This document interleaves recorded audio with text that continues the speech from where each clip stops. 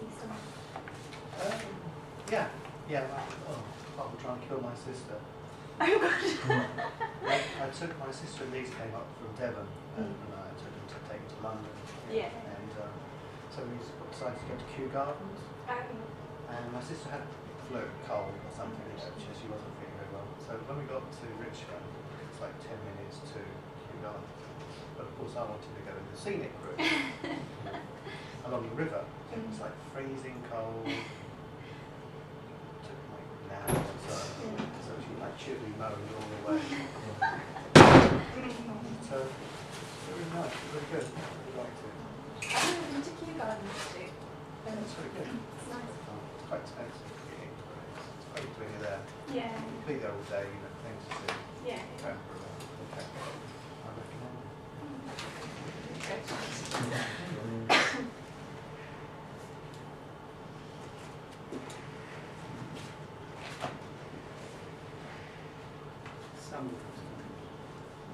Sunderland.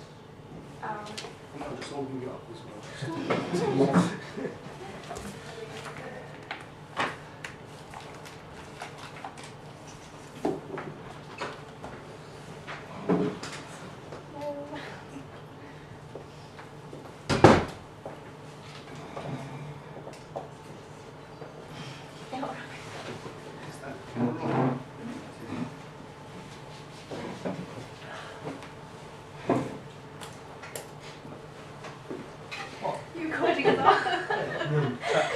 It's just to make me feel under pressure. Oh, so well, this is here. Hold on.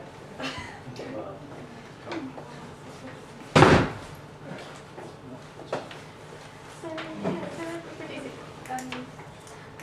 I didn't know whether we were.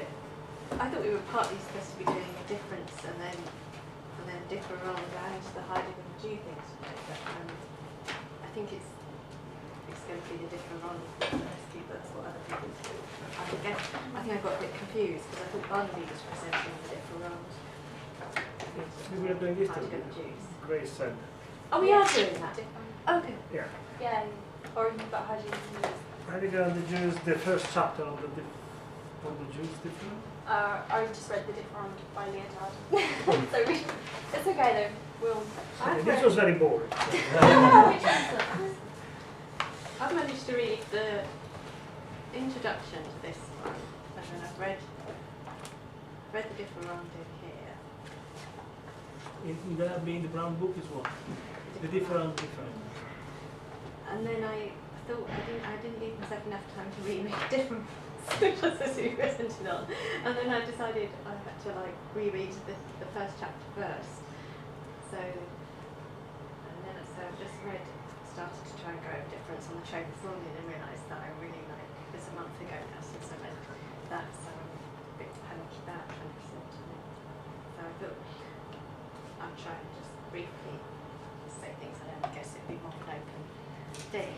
Although I did have one strategy which was as people have said that they've read the Differend, perhaps we could do, which is there's a particular bit on here, so page 19.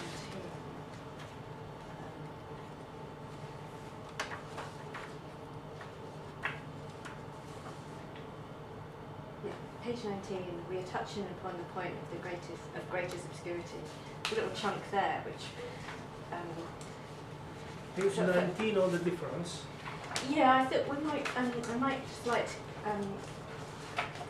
after just done a very brief sort of How is summary. the paragraph starting? I thought I might to sort of draw attention to this little bit here on economy. How is the paragraph starting? So economy. Oh well, I'll come back to it. It's page 19, and it starts. We are touching upon the point of greatest obscurity. Okay.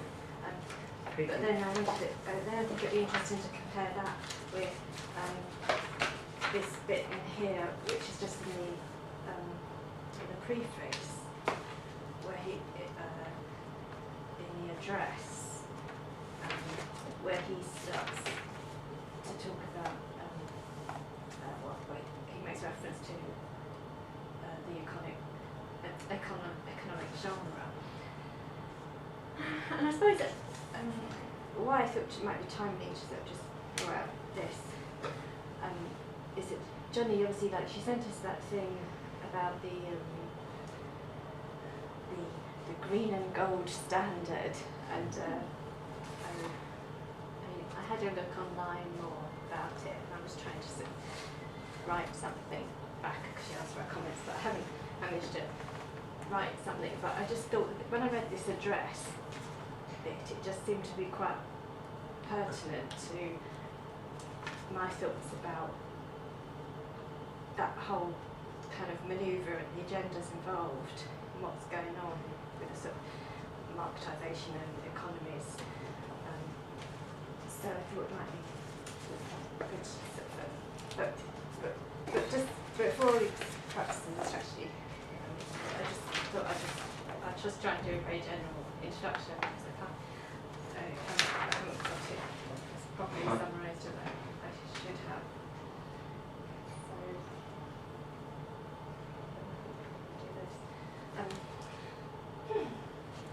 So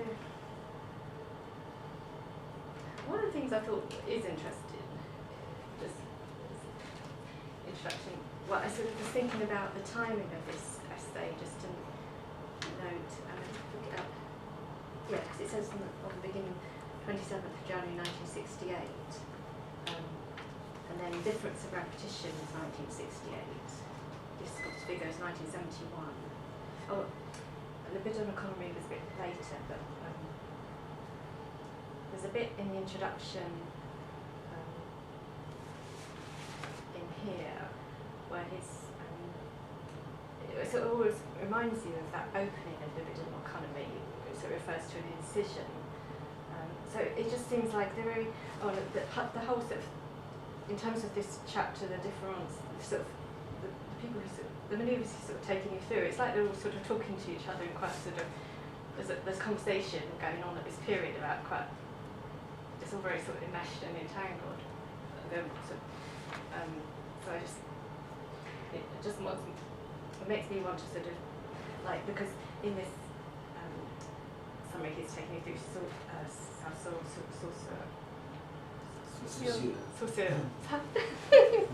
sorry. But obviously, like, when we looked at discourse figure, there was that whole big chapter. So there's to try and working through this, it makes me want to go back and just sort of look more carefully what he's saying. His interpretation is also sort of, it's not like I'm going to piece them together into a totality, but just that's a process. I suppose I sort of untangling things, I find that kind of helpful. So I suppose if we looking at and so, I mean, and obviously, like in this chapter, he goes Heidegger as well, and Hegel, and then Nietzsche and Freud in terms of this energetics leading into the economy aspect. But obviously, so to just go back, my main way into it is getting this sort of my head around this word. He says it's not a concept or a word. Well, it's a word, but it's not a concept. Difference with an A. It's not a name Word or a concept. It's literally neither a word nor a concept. It's page 3. This is Derrida. Yes.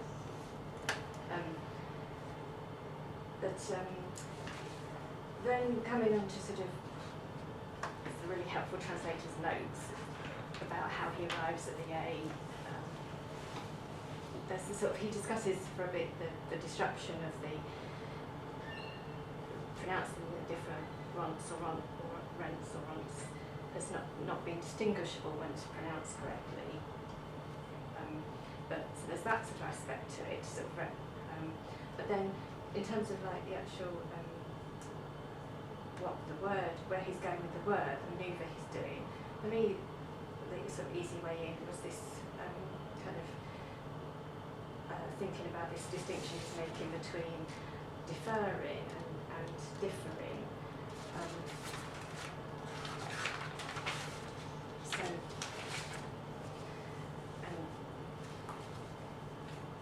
to me, that what I think is doing with the deferring is I think is making an argument where that relates to a temporisation, which relates to sort of representation, the creation of a reserve, which is sort of being rejected, whereas the differing is what is the notion that he's developing of the spacing, and that's, and with the differing, this is where he's going to sort of move away from like the whole sort of metaphysics and dialectics of presence, because he wants to get at the trace. It's not just not present. So maybe that's.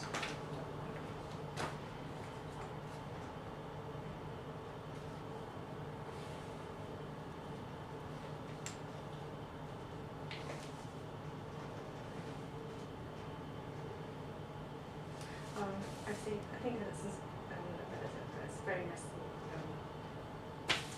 instruction. So I think I'm just not really capable of. I haven't kind of got to my stage where I could just could summarise it properly for you. So I think probably best, perhaps now, to sort of actually, if we sort of read this focused bit which relates to economy, and then read this address, and then just open up the discussion, might be a way to sort of focus it in, as I've just given you very messy. I thought you were kind of doing a performance of Lyotard there, sort of the unpresentability of the presentation, or the unpresentability of the unpresentability of the presentation. So yeah, go. One who said it's impossible to read Derrida.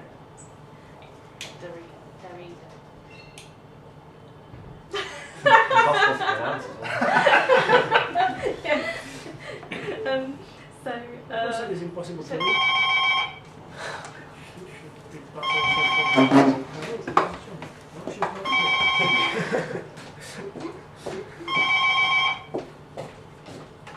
Hello. I'm afraid she's not available. She's away in New York until next week. Okay. Thank you. Bye. There is a very good paragraph, probably before the one on page 19. On page 11 on this page, so probably should be on page 12 on yours, where it says in the difference. It starts, let us go on. It is because of difference that the movement of signification is possible only if it's a color present, blah, blah, blah, blah. Do you want to read that first? It seemed to me I didn't manage to reread the whole thing yesterday, but I got this paragraph sums up what is said in the first half of the text. Okay, that's. So I try to put on my best BBC voice.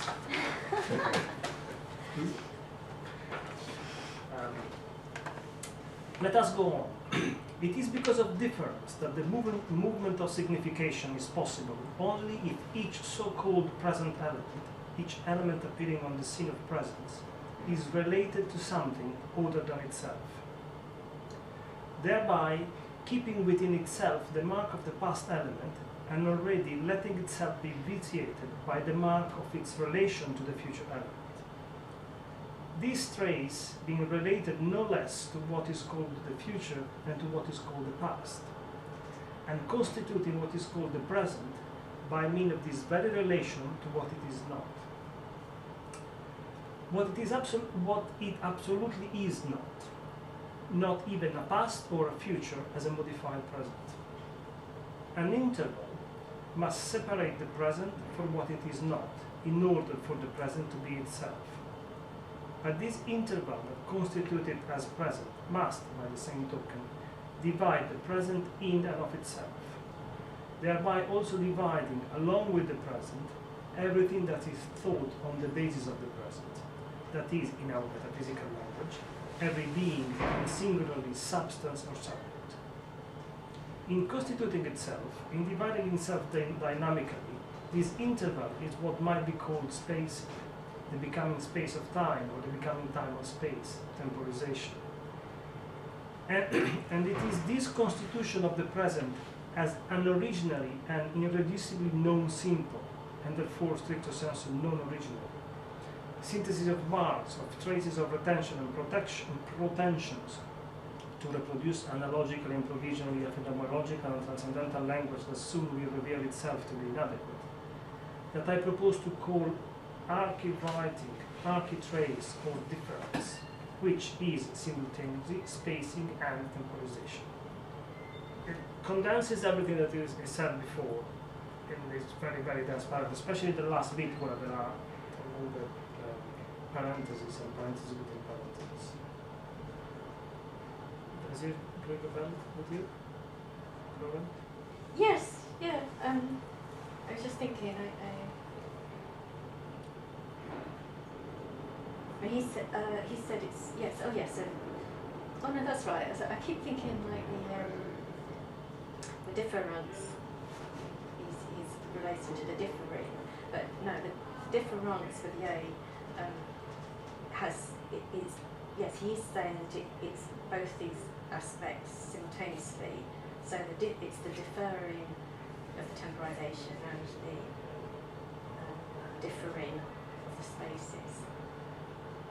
Probably I haven't fully mastered to understand this, but I thought it was intense. So it's sort of the originary aspect he wants to get at, but where this archy aspect he refers to is he wants to get away from it being a founding principle where it's an origin. So it's sort of like, I think it's sort of more like a principle, but not a fundamental one. Well, that's why it's still an arch. how do you, I mean, this is the doubt that came onto me yesterday. Trace. How do you understand trace? As something, as a mark left by something that has passed, or as some sort of thing to be followed? Follow the trace. The trace is the key bit of it.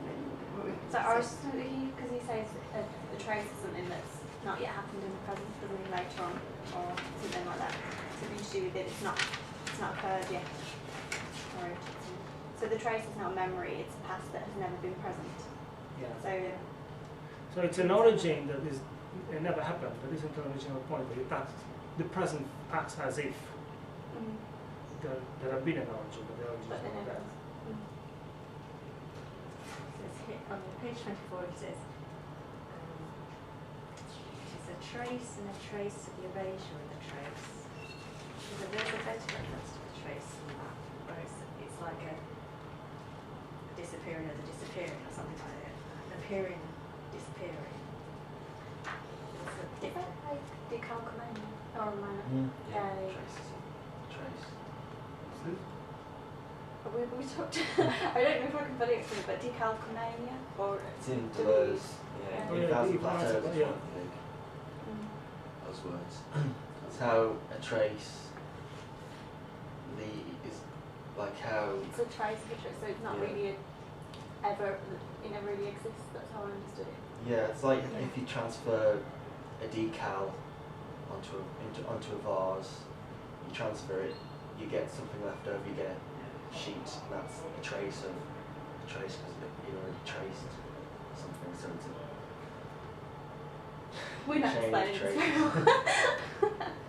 But she said it, well, Johnny said that it's like when you, if you have a tattoo on your body, is that the trace, or is it if you remove the tattoo, the scar that you would have, would that be the trace? Or it's like a continual... Yeah, they're all traces. Yeah, so, but there's never like an original trace, no. So it's the same point, essentially. But is it in this text, here, again, because I didn't read it fully, I simply don't remember, that the point of is it speech or is it writing that comes first is made, or somewhere else? Because it seems to me that Derrida pushes forward that writing comes before speech as a foundation of things. I think it was different a bit from like Lyotard, because says on that discourse figure, there's that bit where I think he sort of actually sort of makes the argument that this kind of like not the difference, but this radical difference is there in speech and in writing. As long as I did get a sense that Derrida, he was sort of maybe sort of privileging something more. But I don't know. No, I don't know. But there are two things here that I found very interesting. One is that is at the end. It's part of a very complex last sentence. This constitution of the present as unoriginally and irreducibly non-simple, and therefore stricto sensu non-originally, so it becomes paradoxical things. A synthesis of mark or traces of attention pretensions that I propose to call archive writing, the original fundamental kind of writing, architrace, or difference. And I'm not really able to keep it all together. I think it's like one of the footnotes refers to like Greek archive. That's in archaeus principle, yes, no, but I understand. But then he's taking that, he's sort of like wanting it like sort of without that kind of without full present. So it's a writing that doesn't sort of form a presence. Like there is a doesn't lot form of a physical or dialectical sort of presence. Heidegger visual distribution of the present, the positionality, the framing. It seems to me that something is already always already distributed in order in the light of the present. I mean, I suppose in terms of the Heidegger aspect, I think what he's doing, like he's sort of with the like with Heidegger's event of appropriation, there's the appropriation, there's the being again. So he's sort of rejecting the appropriation because he sort of wants to break away from the oppression of what he calls the proper. So in the sense of ownership. So the being of presence, and so the philosophy is sort of arguing against, or is that which sort of puts this limit of the outside and the inside, where is what reinstalls the being, or this being of presence. But the other aspect is this whole thing about remain or reserve or non-reserve. So with this bit about economy, the thing is, and with this to take it back to the archi writing, it's about what can't be disposed because there isn't a remainder, there isn't a reserve. I think that's what he's doing. No, I simply don't know. No, I think my impression is that he's much closer to Heidegger than we were saying in this, because Heidegger as well says the proper is actually the fact that it is improper, that there isn't a continuity, a solid continuity. And this origin that acts as an origin but is not there is the same story. well, he's saying that Heidegger doesn't get out of metaphysics, so it's not with Heidegger in that sense. But Well, he's probably trying to say that he is with this move, I presume. Well, yeah, I think he is trying to argue that this is the way, his way out of it.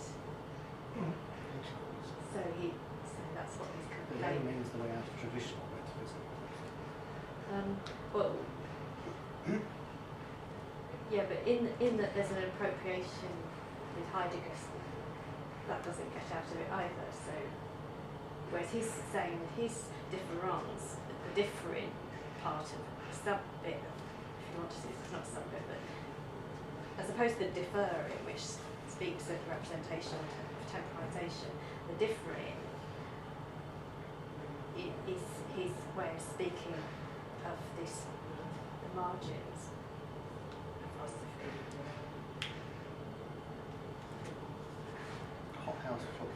plants.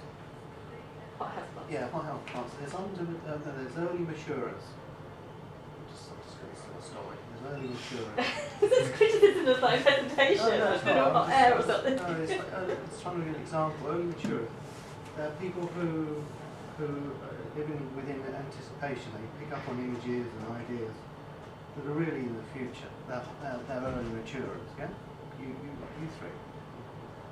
Kind of, you're here, doing the thing, picking up on the images of the future and stuff. So you live within a kind of anticipation, which the other people do not get. There's always going to be the hothouse flower, the hothouse plants.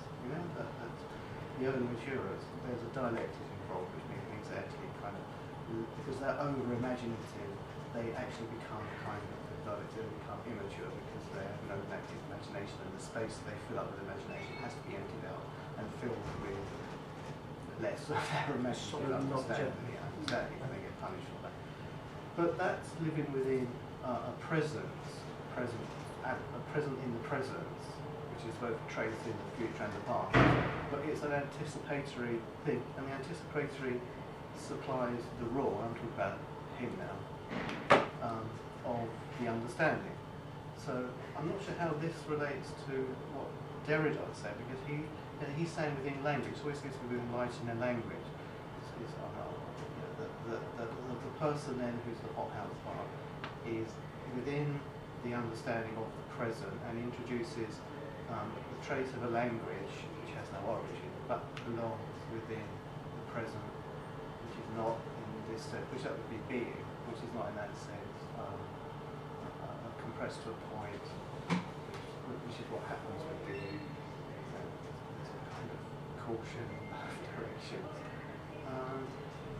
So if you talk about the different here, with this example I'm giving, the hothouse plant is it's a series of phrases and stuff, but it's trying at the same time to articulate something to the donkeys, not us, the rest of us, we don't get this, the anticipation, we don't actually engage and manage to do that in the future, or whatever it is, we actually pull these aspects together.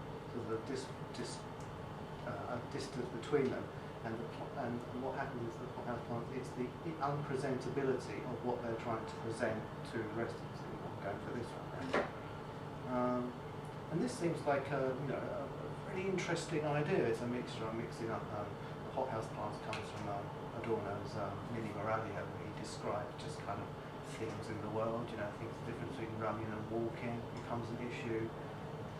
The fact that you slam a car door, that you can't close it. Remember we used to have old slam train doors? You used to stand there and you watch everyone slam the door, bang, bang, bang, bang, bang, instead of turning around and closing the door with the hand. So that's what this is. This part of the hothouse plant. We're trying to then sort of understand Lyotard, through these two, the idea of the phrases and genre of discourse. But now I'm capturing your presentation and completely ignoring. You're enriching very well. because I don't really know the Derrida. I know that I don't know the Derrida at all.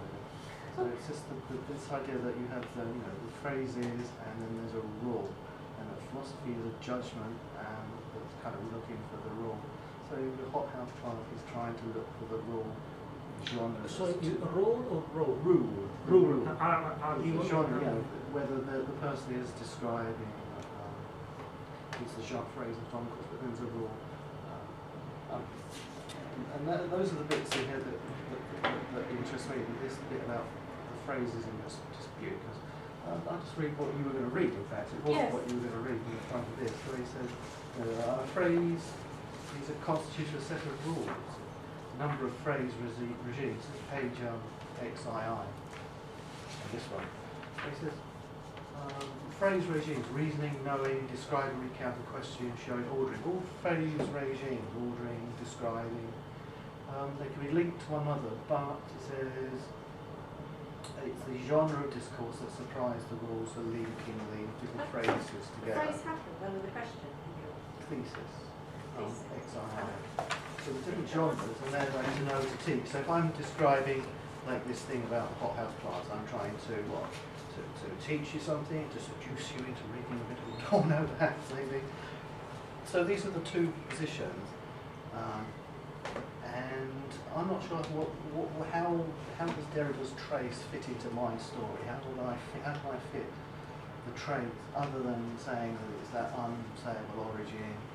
And my little hothouse plant, how he's busy trying to explain something to me, trying to make me understand something, because they're more advanced, more anticipatory, had more images and the ideas involved.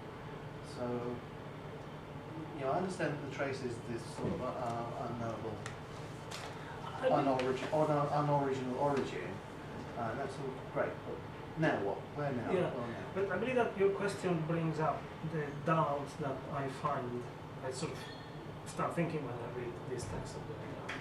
Because although it speaks of a non-original origin or a lack of foundation, at the same time, in this paragraph we read, and if you return to here in the text, it's not only speaking of the lack of an origin, but it is also speaking of that non-original origin still having the effect that an original origin would have, which is to project a teleology. So to lay down an whole line from the origin to the end of time. And he says here when he speaks of the present splitting itself into the past and the future, then that would somehow contain your hothouse plants, the imagination people. In the present. In the present. However, it contains it in a very narrowed down way, because it just places them along the way I understand it, along a predetermined path. So they are not really imagining much, they are just following the trace. Well, why? Why do you think they're on a pre? Well, the way he puts it, if he does it. yeah, he does it. Yeah, this is what I sort of don't like of. I rather have the imagination stage of people really imagine things being new. Maybe Derrida's the hothouse plant. Maybe he's the one with the overactive imagination, filling up space with the stuff that the rest of us then have to empty out. Maybe we spend our time emptying out the excesses. I don't know. I mean, maybe you're a bit ironic here. I just find more and more difficult to still work around this idea of there is something that we cannot see that is there. It doesn't bother me because the deepest level of motivation is going to be obscure, because our desires are dark and multiple, and in the same you sit on top of a huge unconscious which is always condensing and displacing everything and moving everything around. So all those are impossible traces.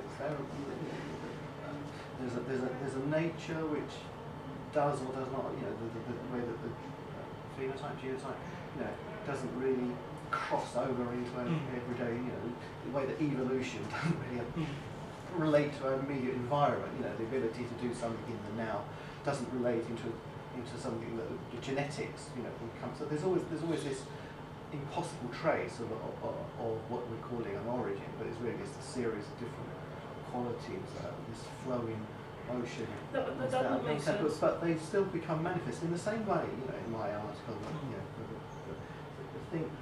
What song the sirens sang, Odysseus, tied to the mast and stuff.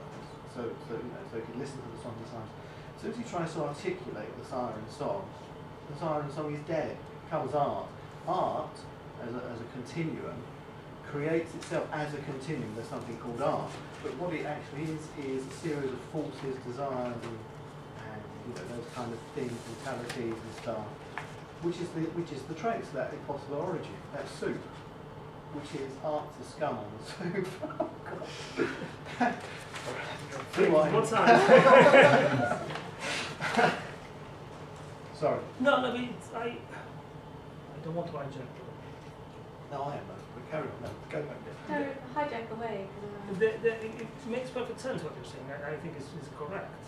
I mean, in my understanding of this, which probably is not full, but it shows what I think is somehow the the problem I find here is that as long as you speak of it as you did, you are speaking of a trace of what has happened. No. I'm not saying it happened. I'm just saying. I'm not saying that there's anything that it's not cognizable. Yes, it's not cognizable, but the problem that happened is now happened. How do we understand the word it happened? Well, what is it? Is it describing? no, but as happened as in is as a cause. Yeah, okay. Carry on. As a cause, as an origin is temporal, not only temporal, so it can be it's continuous generation. And in that sense, it's fine. You can speak of this irreversibility. You spoke of the genetics. You spoke of the soul of the science becoming art, and all this not being dead as a soul of the science, which has become art. So all this passage, of which the present, the art, or we are now in front of the genetic. What's that causal? No, but it comes out of that, and it is irreversible. You cannot bring it back to it. So one could think that there is a trace of that other part which is unreachable. So the economy is broken in the present, which is what we have.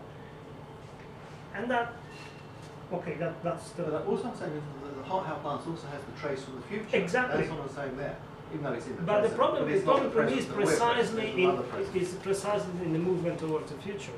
Because it seems to me that the way Derrida puts it is that it extends the notion of trace both onward the past and onto the future. So the future is already trapped in teleology, although it's a teleology without telos, because it doesn't have the origin of the end it's supposed to have, blah, blah. But it still has an idea. It's like a Kantian. It's an idea, a Kantian idea that is an idea that cannot be articulated in empirical senses, but it can still formulate and conceive of something like society. You cannot go out and meet a society or point to a society. You can conceive the idea, or gods, or whatever it is. You can't conceive. Yes, but the trace is like the space in though, isn't it? Yeah. So it's not Yeah, like the there is like this. let me add one more thing to finish. I was going to get there. I mean, I tried to mention Kant. There is an element of trace being transcendental, but it is, to me, a negative form of transcendental. Because transcendental. What do you mean by that? What you just mentioned of Kant, you cannot meet a society. The rules of this is transcendent, isn't it? No, it's not transcendent, it's completely different. I thought there was the transcendent and the the transcendental was the empirical. No, the transcendent is something that is not here because it's there, it's beyond. It's the soul, it's God, it's the original cause and the ultimate. And that's the transcendent. This is transcendent. Yeah. The transcendental is a Kantian idea which is only regulative, it's nowhere else, applies here, but it doesn't exist anywhere. Yeah, but why don't we just go to this particular bit on the trace on page 24? It says, since the trace, this will help.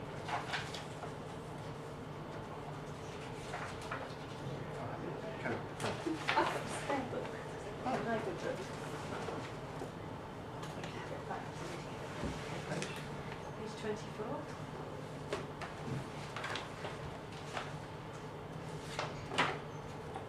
It says, since the trace, I don't know if it makes sense not reading the paragraph before, but since the trace is not a presence, but the simulacrum of presence that dislocates itself, displaces itself, refers itself, it properly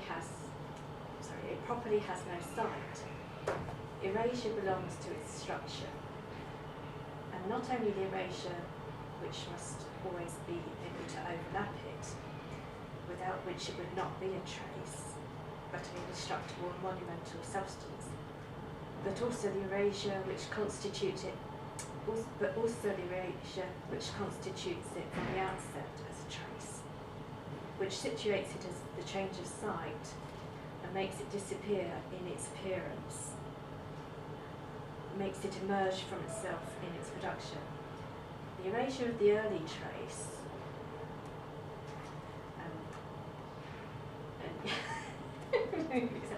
how do you say that? Sorry? What's that? The erasure of the early trace of difference in the E is therefore the same as its tracing in the text of metaphysics. This latter must have maintained the mark of what it has lost, reserved, put aside. The paradox of such a structure in the language of metaphysics is an inversion of metaphysical concepts, which produces the following effect. The present becomes the sign of the sign, the trace of the trace. It is no longer what every reference refers to in the last analysis. It becomes a function in the structure of generalised reference, which is a trace and a trace of the erasure of the trace. So I'm not quite sure now whether that's a different trace to the one where he's going with his trace. It's pulled out like that. The origin of the early trace of difference is therefore the same as is tracing in the text of metaphysics. This later must have maintained the mark of what it has lost, reserved, put aside. The paradox of such a structure in the language of metaphysics is an inversion of metaphysical concepts, which produces the following effect. The present becomes a sign of a sign, the trace of the trace. It is no longer what every reference refers to in the last analysis. It becomes a function in a structure of generalized reference. It is a trace and the trace of the erasure of the trace. Yeah, it's the opposite of forgetting, of having forgotten, of Heidegger, which considers concealment. Here, the trace is the trace of the erasure of the trace. What's a trace is the fact that the lack has been covered up and the trace of it has remained. It's a matter of no, we could describe this, probably Jenna wouldn't agree, because she doesn't like the word. We could describe this as consciousness, where you are aware of being aware.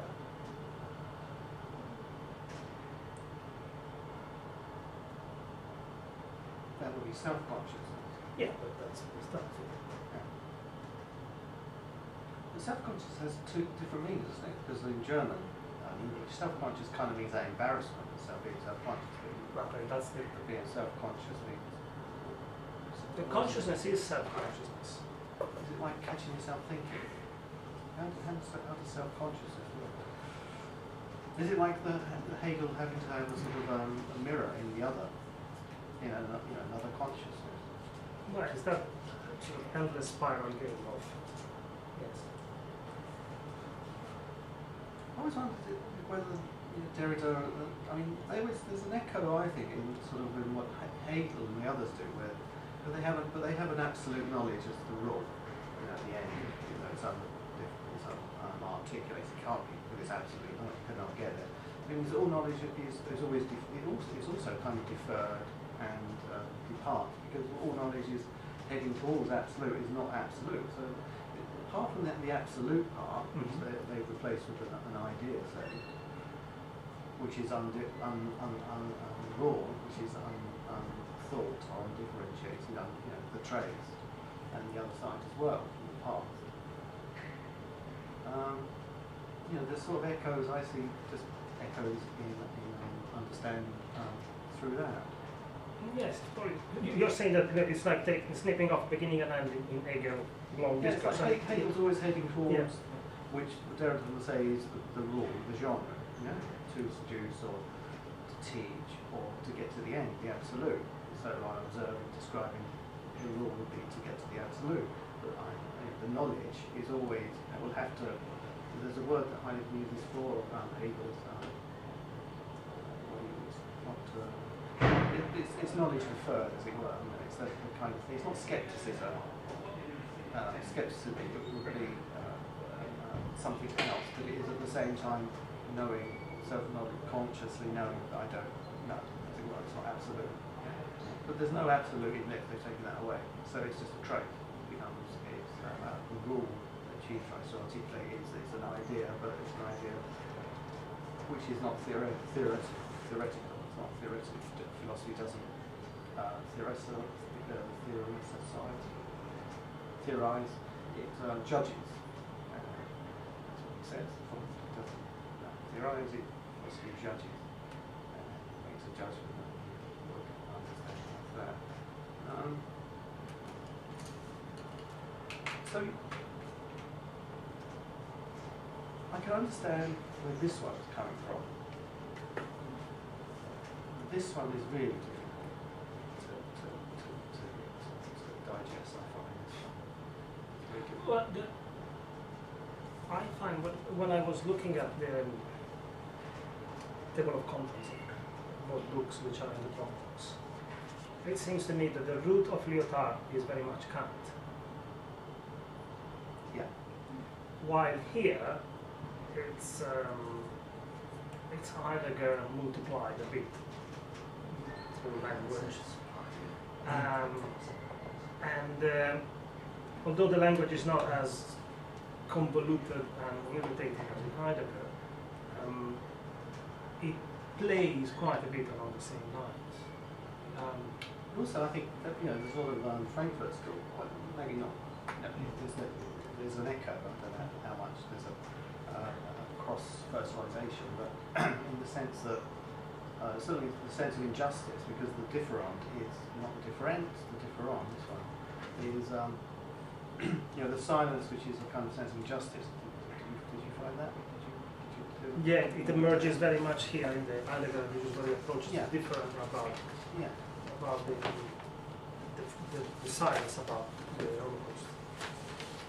Should we give? I was just thinking, like that bit which I wanted to compare, like on page 19, in terms of this economy aspect.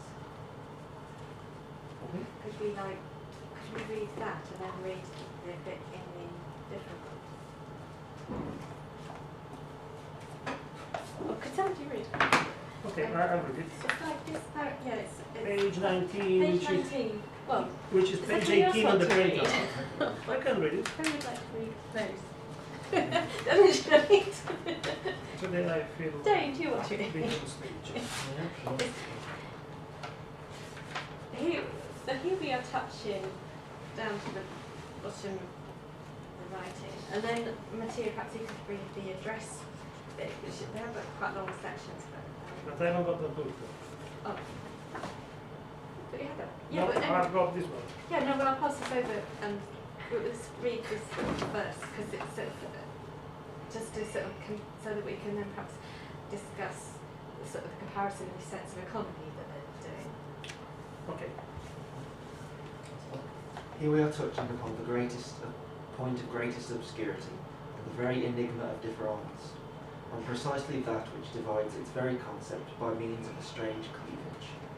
We must not hasten to decide.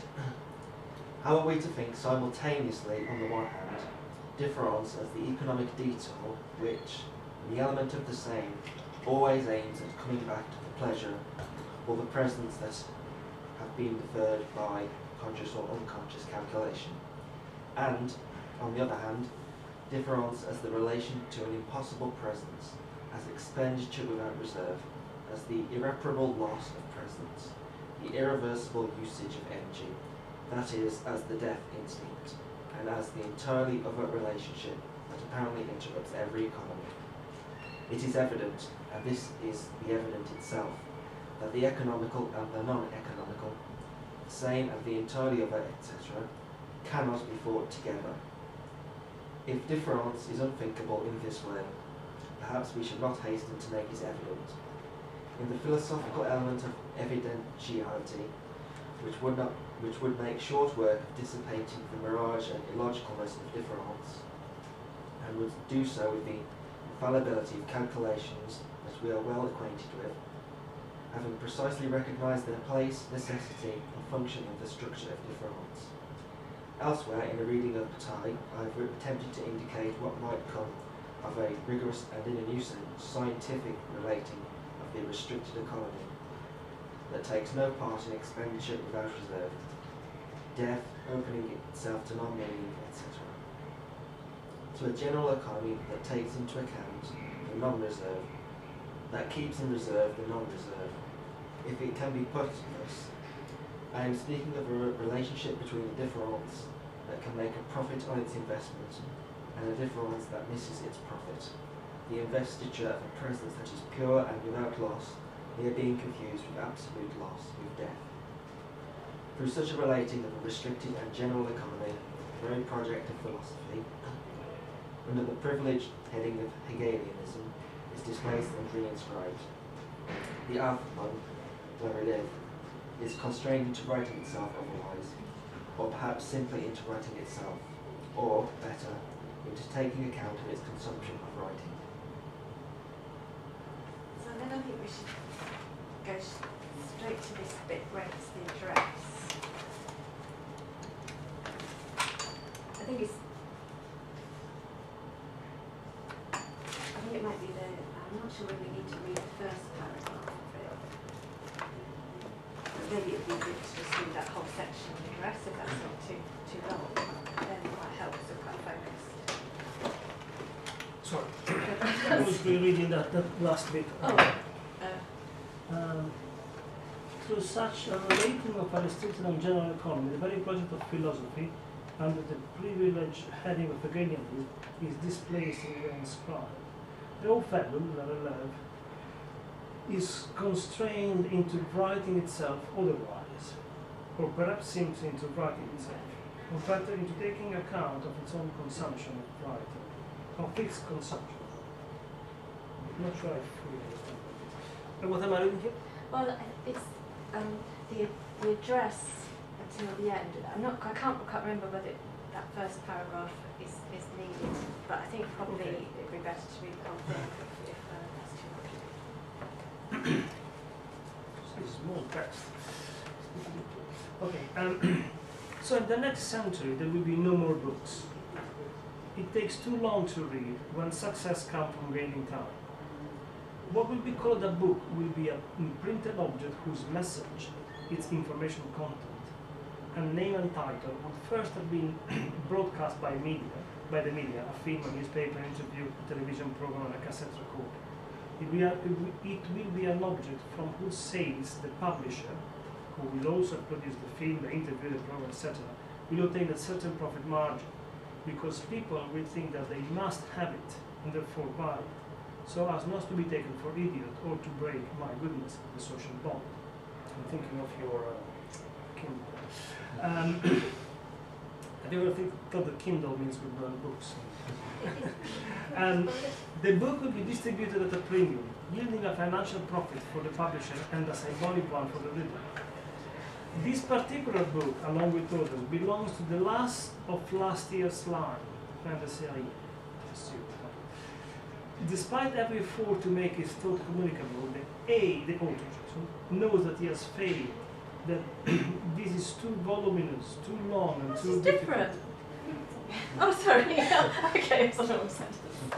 No, I'm just making it up. It's got the same cover. The promoters have hidden away, or more exactly, his timidity kept him from contacting them. Contented enough that one publisher, condemned also by this very act, has agreed to publish this pile of frames. Okay. Now I guess it's going to get a bit more difficult. Philosophers have never had instituted addresses, which is nothing new. The reflection's destination is also an object of reflection. The last of last year's line has been around a long time, so has solitude. Still there is something new, the relation to time. I'm tempted to write the use of time, that reigns today in the public space. Reflection is not thrust aside today because it is dangerous or upsetting, but simply because it is a waste of time. It is good for nothing. It is not good for gaining time. For success is gaining time. A book, for example, a success if its first printing is rapidly sold out. This finality is the finality of the economic genre. Philosophy has been able to publish its reflection under the guise of many genres, artistic, political, theological, scientific, anthropological, at the price, of course, of misunderstanding and grave wrongs, but still. Whereas economic calculation seems fatal to it. The Differend does not bear upon the content of reflection. It concerns and tampers with its ultimate presuppositions. Reflection requires that you watch out for occurrences, that you don't already know what's happening, it leaves open the question, is it happening? It tries to keep up with the now. Maintenir le maintenant. To use the labor book. Okay. In the economic genre, the rule is that. Oh yes, in the economic genre, the rule is that what happens can happen only if it has already been paid back, and therefore it has already happened. I'll read it again. In the economic genre, the rule is that what happens can happen only if it has already been paid back, and therefore already happened.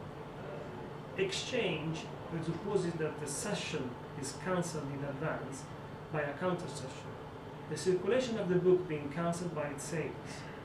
And the sooner this is done, the better the book is. In writing this book, the author had the feeling that his sole addressee was the is it happening. And it is to it that the phrases which happen call forth. So this was difficult. Well, it is to it that the phrases which happen call forth. And of course, he will never know whether or not the phrases happen to arrive at their destination, and by hypothesis, he must not know it. He knows only that his ignorance is the ultimate resistance to the event that can oppose to the accountable or countable use of time. That the event. Sorry, yes. He knows only that this ignorance is the ultimate resistance that the event can oppose to the accountable or countable use of time. Yes, so I think like it's really interesting to sort of compare what we sort of talking about sort of economy, like reserve. Compare that with the Derrida, but also compare that to the issues raised like for freedom of expression and reduction of like why we're all doing our research to an economic model, which is what the gold standard and green standard is sort of like setting an agenda for. And that when I read into that AHRC thing, it's like the underlying intention is like, oh well, you're having public funding for research, so your research must pay back to the public good.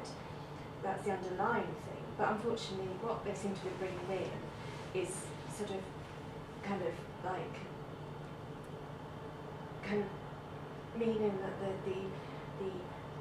there's a sort of confusion between putting things out in an accessible way or encouraging that, and then because of the way they're sort of imposing that to happen, it's kind of interfering with an economy. It's sort of enforcing an economy which is based on a sort of a model of economic sort of profit, a success thing, gaining of time that Lyotard is distinguishing. So if your research happens to fit into something which isn't about gaining time, it's potentially it's not going to fit into the gold standard model because of the way that is being set up. But this is sort of seems to be an ongoing battle between like is knowledge a sort of transferable sort of thing, which is what this sort of economy thing they're both sort of talking about, something which can't be what's non-exchangeable. This is why I think it's interesting to relate this back to what we're reading with Klosowski in terms of what can be exchanged, what can't be exchanged in currency. This is sort of area to go. Yeah, it's very much to art as well. I mean, why do you make art? Because you want to know for the end of selling things and become successful, or because you like making it? You like making it is what he calls reflection here. It requires that you watch out for occurrences, that you don't already know what is happening. It leaves open the question, is it happening? There are no economical calculations which are fatal to this sense. And if you're there in order to land the next show and make a big name for yourself on Freeze magazine, then it is a waste of time enjoying your time in the studio. You just have to network to speak with the right curator and seduce the right gallerist and do all those things I never did in my life, and I never became a famous artist, for example. But I try to enjoy what I'm doing. And but then when you talk about enjoyment, then it is different kind of economy. It's not economical. It's all arts practice. That could diminish it to is it just narcissistic or something about. Whereas I think this is a wider issue of like. Well, I would say it's a sense of becoming or difference that is sort of applies to something that's kind of radically liberatory, whether it's narcissistic or not, and it's this radicality that's actually more important than whether something's narcissistically bringing on pleasure or not. It may do that, it may not. I have to speak of things that I don't know because I never really looked at them seriously, but what you call narcissistic could be called jouissance or in psychoanalytical terms, which is not something superficial at all. It's a very serious pleasure. So I think that the dwelling in it, the leaving the question, is it happening open, the reflection, the non-immediately economical linear gaining time and saving time is precisely that. But then I would say, I think with the Freudian thing, when it was like pleasure, like with the DreamWorks thing, it's this thing about like, does pleasure principle just, there's a sort of aspect of that working to conserve, like this, it relates to the deferring he's talking about, Derrida's talking about, that doesn't break beyond that into this differing, whereas Lyotard is saying with the practice of artwork, it's working with these things, these economies, pleasure and pain, and it's operating with them in a different way. So it's not just, so I suppose there's a danger in just sort of saying, okay, well, pleasure isn't just sort of some trivial enjoyment. It's still the case of like, it can be used in more or less radical ways. It's how one works with it, rather than it being, oh, well, we can recognise its importance, and if I work with pleasure, it's going to mean that I'm making something important. I guess it's still a matter of how one works with it. Possibly. Sorry. It sounds very sort of, again, Frankfurt School, the critique of an instrumental reason, what you were saying, it's no longer a question of the just or the good, it's a question of competence or those kind of questions. But they don't replace the questions about the just and the good or pleasure with anything. There's no sort of engagement with any of those kind of questions and this kind of thing. Well, I think that he's writing that book is an act of engagement. I mean, it's kind of like, that's a very political act to write that book. Which one? The Differend. I mean, the whole sort of context of what he's writing about and whether one should speak about it or not. I mean, it seems like hugely sort of challenging topic to sort of dare to speak on. They point to the silences. They point, to where the differend sits, that sense of injustice that cannot speak or something. But they don't give it a language to speak. It doesn't help the silence to speak as such. Or does it? I don't know. It's like, they point to the problem, articulate the problem to the Aborigines and the Western understanding of human nature, that kind of thing. But they don't actually then sort of help to engage with, maybe they do, maybe you think they do. I agree with you, but the thing, to me, the problem lays with the fact that they are still operating in the shadow of a presence rather than a silence or an unjust thing that has been silenced. So the only step they were able to make, and when I say they, I would put him, Lyotard, probably Deleuze, that group, French 60s, 70s. House plants from the 60s. At the time. Is it busily anticipating the multiculturalism which didn't exist then but does now? Yes, but what they were doing, they could only highlight what was not there. They could not only start at hammering away the solidity of an absolute way of thinking. Yeah. But they didn't go any further than that.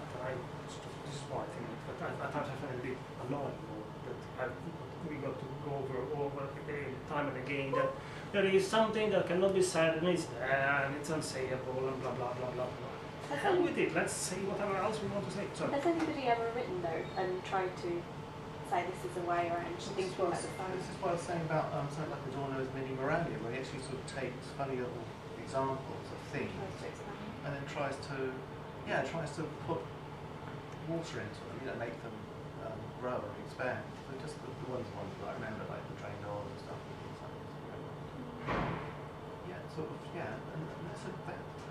And that's a different kind of writing, isn't it? A different kind of philosophy, but it's not one that really gets taught or studied as such. You just go away and read it and think, wow, this is interesting. But it does supply. Sorry. Can you re-perform this question and answer? Yeah. I missed something that seems to be very, very interesting.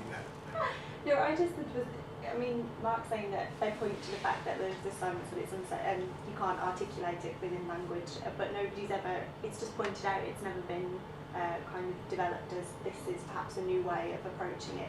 I just wondered if there's anybody that you've ever read that you think does that, or if anybody has. Just general, everyone, novelists, just writers, general, the things that I cannot do. I cannot write. Johnny is that kind of writer. I cannot write spontaneous, in that way. I cannot. My thoughts always kind of catch themselves and balk at the.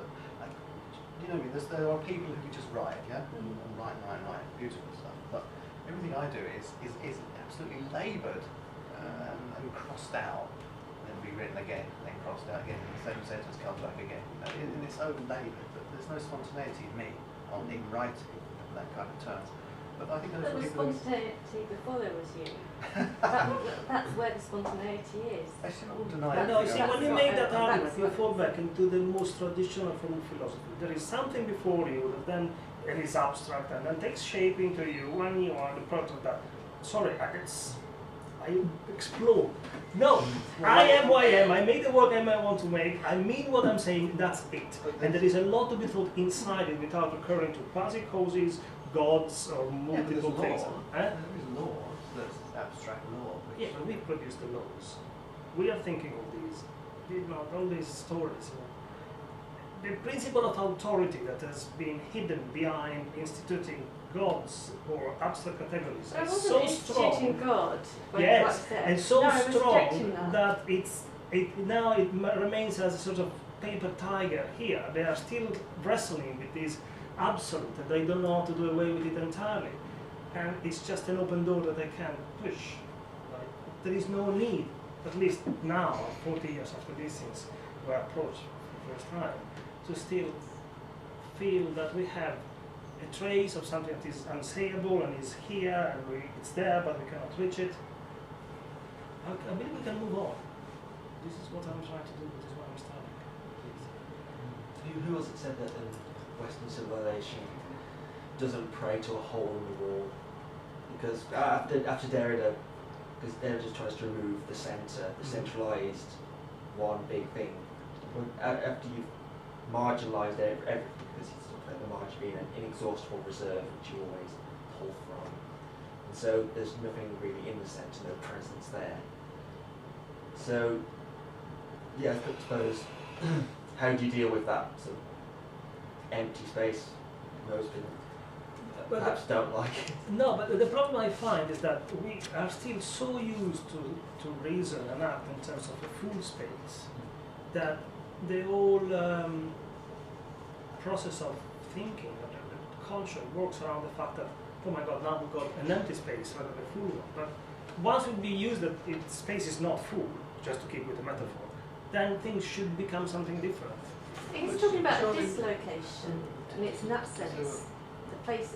Yeah, but see, dislocation, postmodern, all these negative terms, it's like if Britain would call itself post-empire Britain constantly. And no, it has become something else. It does no longer need to refer to the empire in 2013.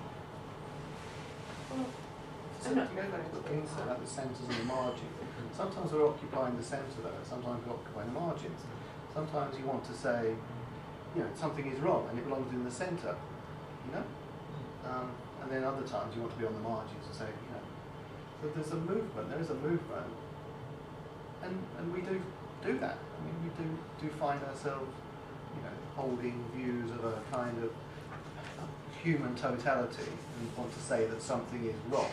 I want to say something is wrong, and to know that something is wrong, but not necessarily then give to the different, to give reasons why. You can't reason, you just know that something's wrong. And I think Russell was a most objective kind of philosopher, analytical British philosopher. But he would say that the subjectivity about ethics and stuff, there's stuff that I see is wrong and I want to say it's wrong.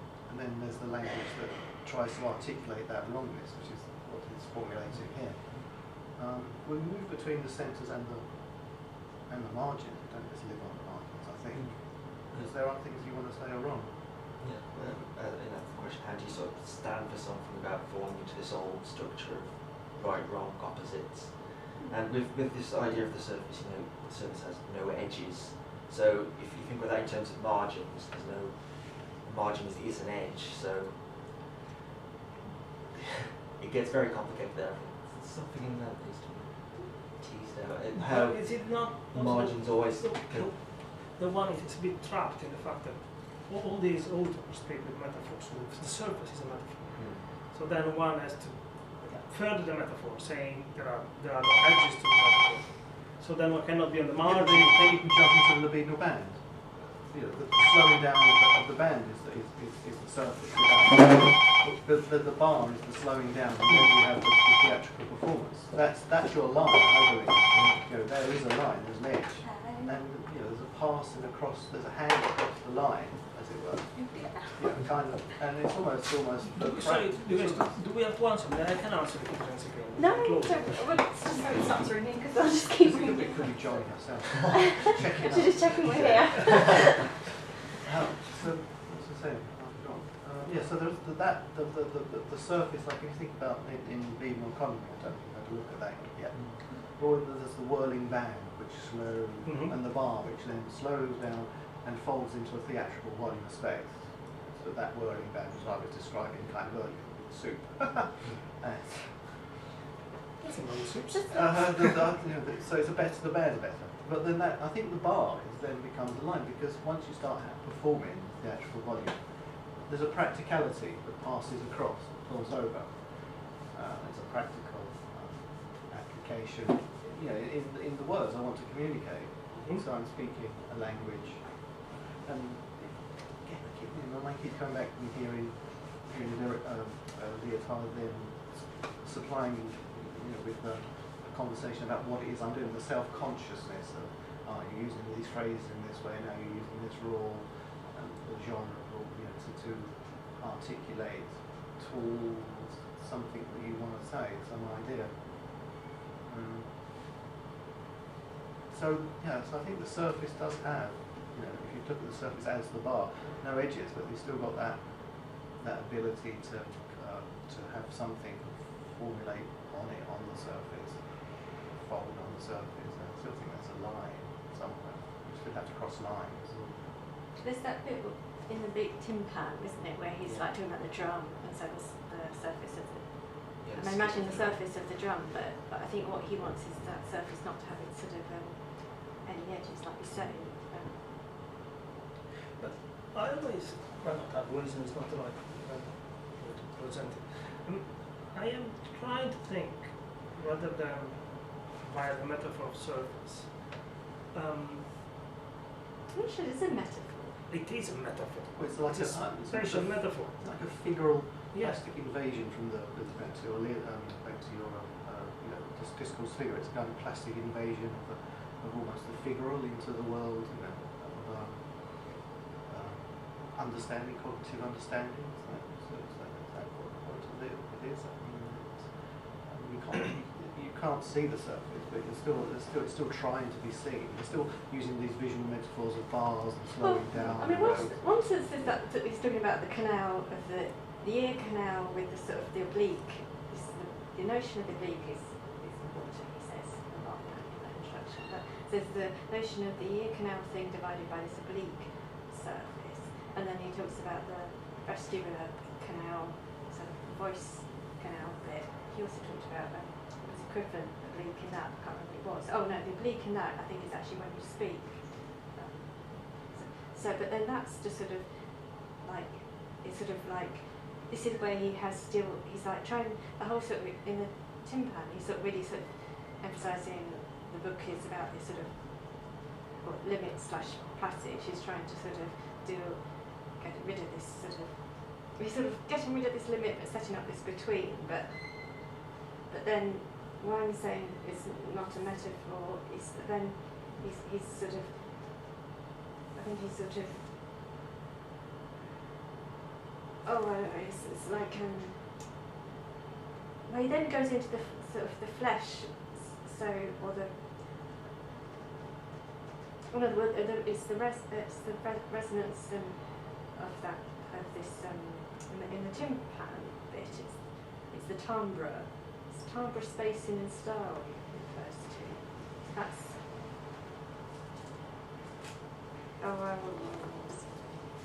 What is it to think of? You know what's so good about it? Doesn't sit, we have the pointing out, as it were, of the injustice within not the language to articulate. It's kind of like the story. I told the story in the Venal Economy in the little Zai, which is Marx. Is that it? The little girl which is Marx. The little girl. Yeah, it tells the story of the big bearded. You come across this yet? The big bearded Marx and the little girl Marx.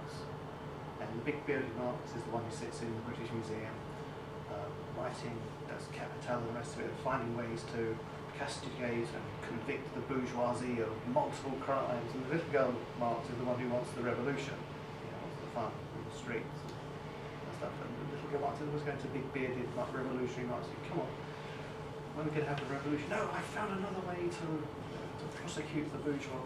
And they never have the revolution. And there's something of that going on in what I thought. And the other part is not articulated in this kind of philosophy, I don't think. I think that other part is much more that poetical kind of philosophy side, language, a different kind of philosophy, which is maybe, but which is that shades off into the literature. When you say that the other part, the little girl arts, or the moving on from this, from this problem of the unsayable silence, belongs to the poetic and art. Somehow we are still falling back into this issue that we would like to have a language that we can trust, a formal language, so to speak. That can tell us what is true, what is not, what is correct, what is not, what is and what isn't. And since language doesn't do it, we have to trust these oblique, more nuanced ways which are never fully graspable. I think that it is, to me, I couldn't disagree more. This is not your specific position. It is across most things we read. That text and theory and philosophy gets to the truth, and if they don't, then we've got to go this windy way by art, but because there is an unsayable something there, and maybe sometimes art does what text cannot do. No, they are producing their own things. And if we think that art can get at something that philosophy doesn't reach, we are still working around this hole in the wall that you brought up, which is a very powerful image. And it's not that, because it's a massive Oedipus complex, all this age of philosophy, and we can move on from it. It is interesting to go through it to see where they got and how far they got to, but I wouldn't keep this division of poetic on one side and theory on the other. Because the two are the same, they just follow different patterns. Now the two are both poetic and theoretic at the same time. Does that make sense? Not fully. Just okay. I might get there, but I mean, it's just taking time. It's being sort of deferred, and you can't. It's like the act of mourning. You can't just say get over it and you're over it. It takes something has to be worked through. The differing distance has to be put. But I'm thinking that the phrase in dispute there, the phrases that the philosophy uses over here, and the genre rules are, which are the idea that it's pointing towards what it wants to do, teach, seduce, whatever. And those phrases link together according to the philosophical idea, aim, judge. But I think the phrases of art are different, like you said. But again, the linkage between them, is going to be articulated, can be articulated by this language of phrases and genres. But at the same time, I think they're very different. They operate in different phrase regimes. Absolutely. I think like the book, Lyotard is saying that thing about is it happening? When it's the same, like, is an artwork happening? When I read the book, is it happening? You can look for that. Sorry, say it again. Well, is the book happening? Is what Lyotard is saying. And I think you can apply that to art or what you're reading. So I absolutely agree. So when Marx says that there are very different regime of phrases or system of phrases, it's because they are not referring to the same truth. Yeah. Because they are actually creative and general. Again, referring to the same truth, it would be the genre of discourse. The phrase has a different genre. Yeah. Genre being the rule that supplies what the thing's heading towards, as it were. It's a bad way. He's talking about families of phrases in there, isn't he? So like observing and disruption of phrases that. like so they're not like fixed in stone. Striving and things like that. So recalling. So here I am recalling something. But the genre then supplies the rule. So I'm describing something to seduce, to teach, to whatever the other things are. The other big list of stuff I don't remember. And I think that this phrase universe, in the different phrases, and some of them are silent, waiting, the different when they're waiting to speak or want to speak or cannot speak, articulate. They're different phrases. And then he's saying that the rule is the rule that is that can connect them up, or the genre is the rules that connect them up about what they're trying to, what it is they're trying to achieve. So what you can look at an art piece of art and stuff, and still try and say what it's trying to seduce and educate, at the same time. So I think the different phrase regimes, when you go down into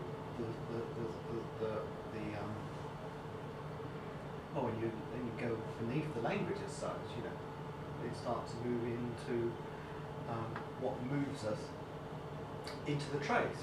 That origin, which is the unsayable origin to it, beneath it. That which moves us.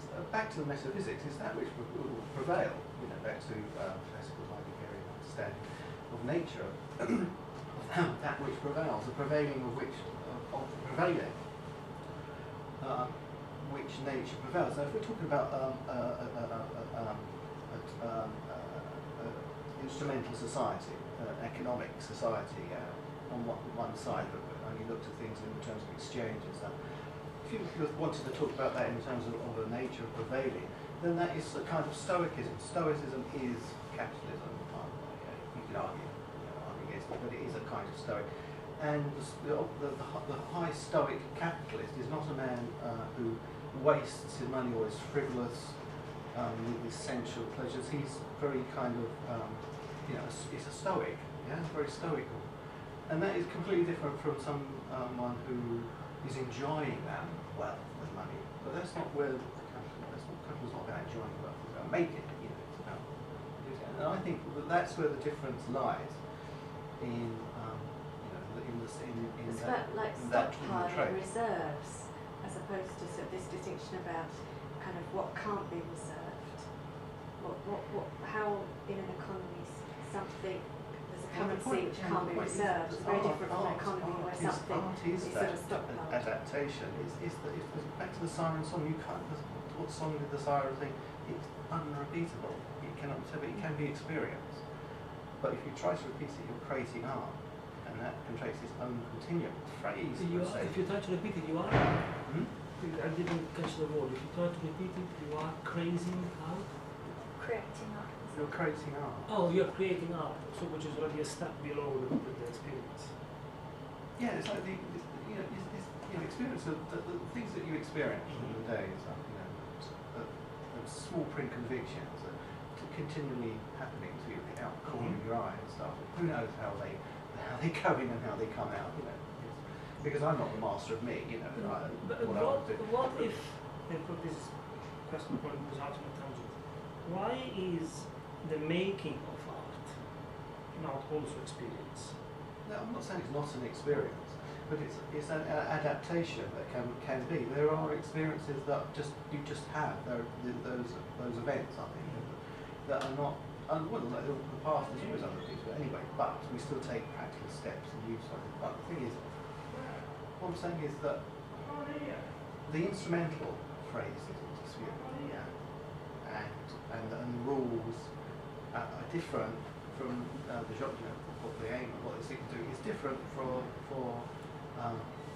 the art, even though art can address itself in phrases similar to.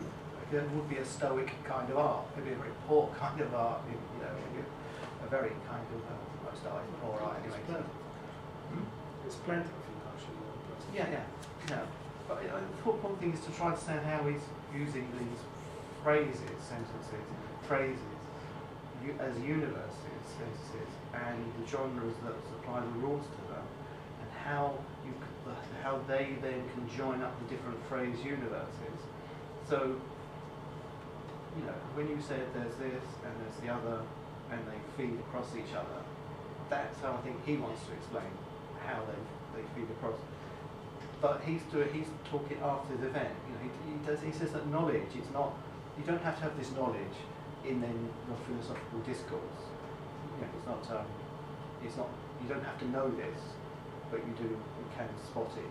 You can spot it happening. It happens. It's not as I need to know the language game before I can discourse. It probably would be worse if I was always being self-conscious about what I was going to say anyway and put me into the boxes before I said it. Now I'm describing I want to do this.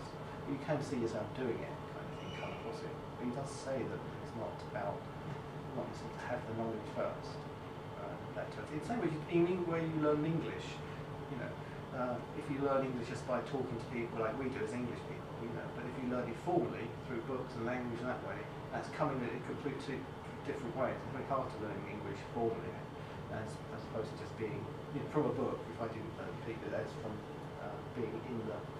So that's what he's saying. That you don't need to know before, but it's. I can't find them. I don't quote. Do you want to carry on? What is that one? This is something else. He says it says. Yes, what is it? Oh, it's just a little book. Essays on. Judging Lyotard. Yeah. So Is that by Lyotard? no, it's about me. So it's people talking about me as well. There's a bit here.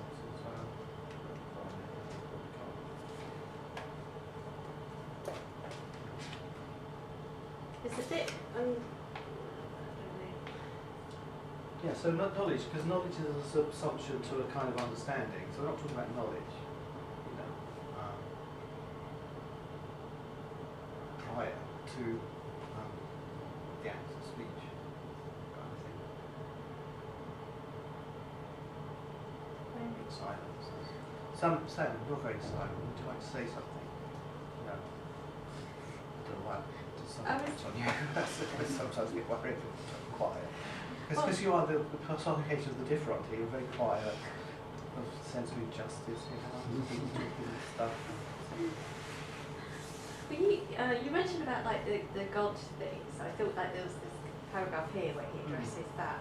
So I don't know whether it might be helpful to look at that. Page? Page 6 in here. Page. He makes his distinction for why Page 6. the difference with an A is not the answer of it is not, which is he also claims on the introduction that this book is about answers. I would like to say first off the difference, which is neither a word nor a concept. That one. The paragraph begins so much. So much, yeah, for the detail. Sorry, just let me find it. Because So much. Page 4, look at that. Would you like to read? There's something else I should I don't know, yeah, I'm reading book. So much so that the detours.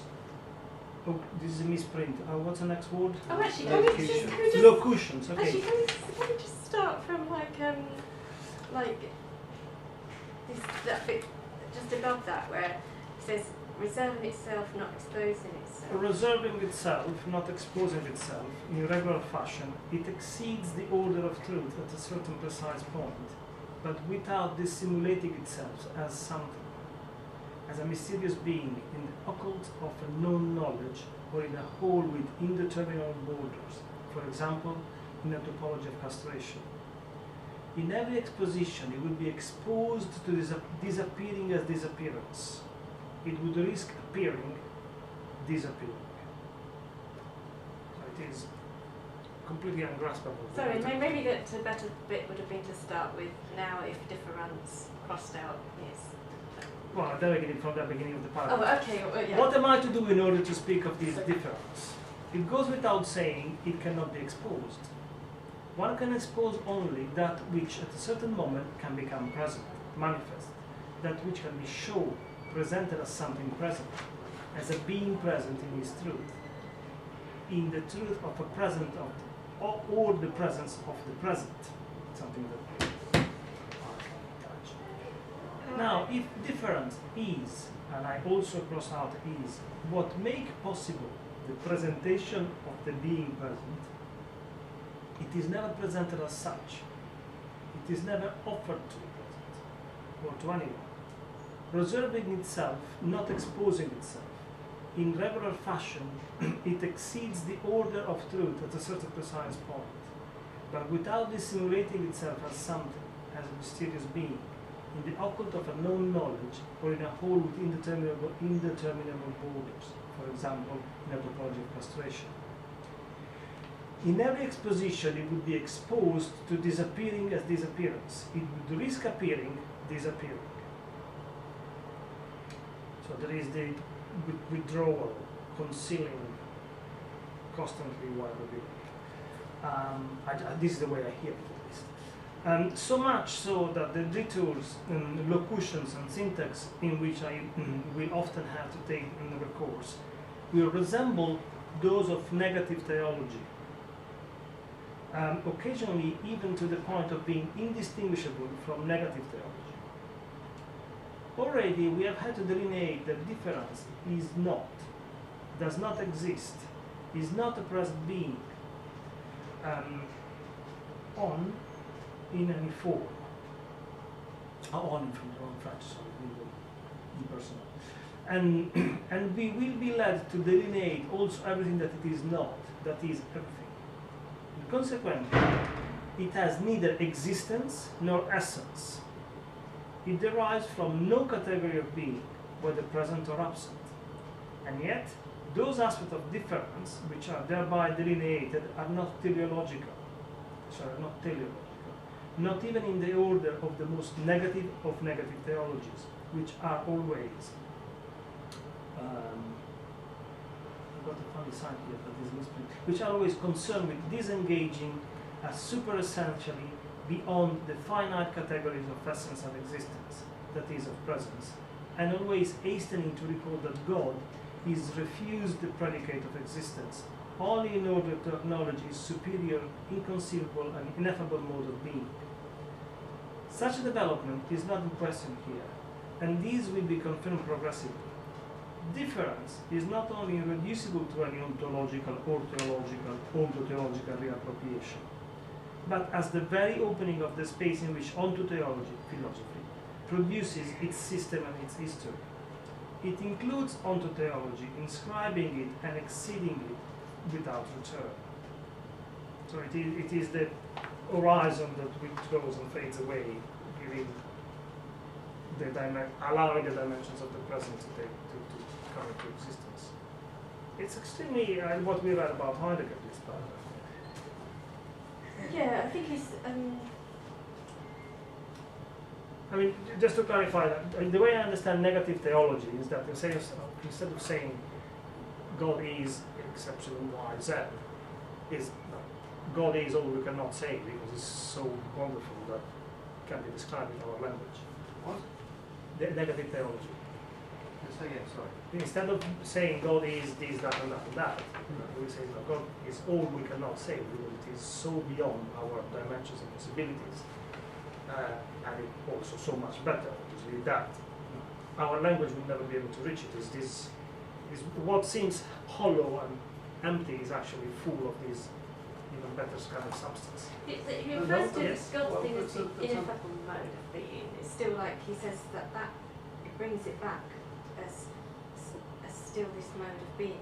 Whereas he's saying the difference doesn't bring back this mode of being. No, this is what I'm saying. I didn't complete it. So this is negative theology. Say again?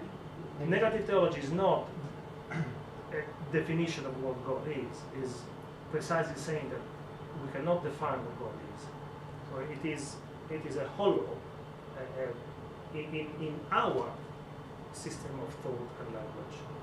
Not for God. It's a beyond that is not empty, but we simply cannot make it. That's not what the Christians or religious account say, is it? It's like in negative terms. I'm saying No, this no, not no, to no. define it. I hear negative theology in this way. Yeah. But Derrida says this is not even this. It's not a hollow that only looks hollow to our perception, so to speak. It's hollow fully. So I suppose when I referred to Mark's spontaneity, it was to get at this difference with an A. That was the spontaneity that I was saying was before the appropriation of calling it Mark. That's No, what I was trying to say. And then you came back sort of as if I was saying there was a before, whereas this spontaneity is this difference, which is not really before. Maybe we have jumped ahead in the argument before looking at the very trick he uses to introduce it, which is the play with the vowels E and A in the different. Now, in French, you don't hear this difference. You can write one or another; it sounds the same. So, to me, what is starting what the way he introduces is that in at the level of speech, in the discourse, or spoken discourse, what seems continuous and unitary actually has got gaps, which we are used not to think they're there because we don't hear them. And it is starting from this point, but we assume a fullness, a solidity that is not there. And what the interesting bit, the paradoxical bit that somehow I believe he also calls paradoxical at the beginning, is precisely the fact that we see these gaps in what we are what we're supposed to be secondary, coming after, writing after speech. But because they are seen in writing, writing comes up and becomes more fundamental than speech, because it's where we see that the thing is incomplete. So there is this turning around things into a paradoxical position where writing takes over speech as the order, which is incomplete. And then the rest of the So the lesson takes it because you can see that it's incomplete. well, it doesn't say it here, at least I don't remember where it says it. This is, but I remember that there is a term inside out of the hierarchy of speech and writing. Where writing takes over, and he says that writing comes first between quotations, more fundamental than speech. It's not. You know, when we read before Easter Plato's Pharmacy, the old story is that there is speech and then writing is supposed to be introduced and the God rejects it because it would be a fake copy of a copy, blah blah blah blah. But what he gets at somewhere here is that now writing has been installed and is the fundamental dimension, and it's got this thing that's in speech we don't hear. So we've got to look at writing as the main reference. In like the discourse figure, there's a bit where he's talking about the phoneme thing, but he refers to somebody else's work where he's talking about how you sort of recognise that you sort of pick up the sounds of the words because they're more or less distinguished or distinguishable. Which is a sort of different. So it's like a sort of, that's like an perhaps it's like in a sort of affirmative kind of like get into an affirmative sort of difference, whereas he talks about spacing, punctuation spacing, so there's also talking about the gaps between words, which is like a negative spacing possibly. So it's not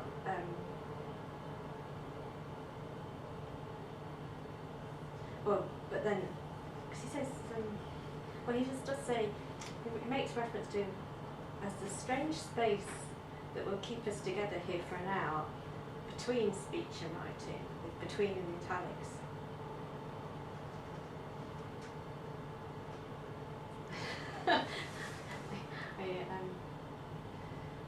Yeah, because he's reading these, or at least following this text, and he has to explain how he's pronouncing, or what it means when he's pronouncing difference, if it is with an E or with an A, so that there is a gap that carries through the whole argument. One can take that as the point, that the economy, an even economy is no longer there between the text and the speech. The which economy? An even economy, Really? complete exchange. So the writing is more whole. It's not more whole, but the writing bears the trace in this sense, in a much more lay trace, of what has happened with speech, doesn't. So the writing becomes, it seems to me, and I'm not affirming this as this is the meaning of Derrida, but it seems to me when discussing here, the writing becomes a more important reference point, because it is where we see this problem. In a certain way, it is a paroxysm, because precisely that way of using language, which is the text, which was supposed to secure it, is where actually it fails to be fully secured.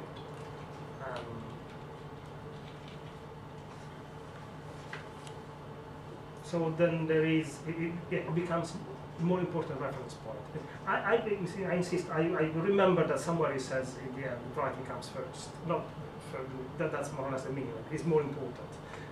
It takes over the primary role over speech, but since I can't point at words, I can't. So he privileges writing because it makes evident that the spacing. Is that what you're saying? Yeah. But what's the problem with having? Why do we have to acknowledge that the spacing? Why is the Well, spacing? the problem you might.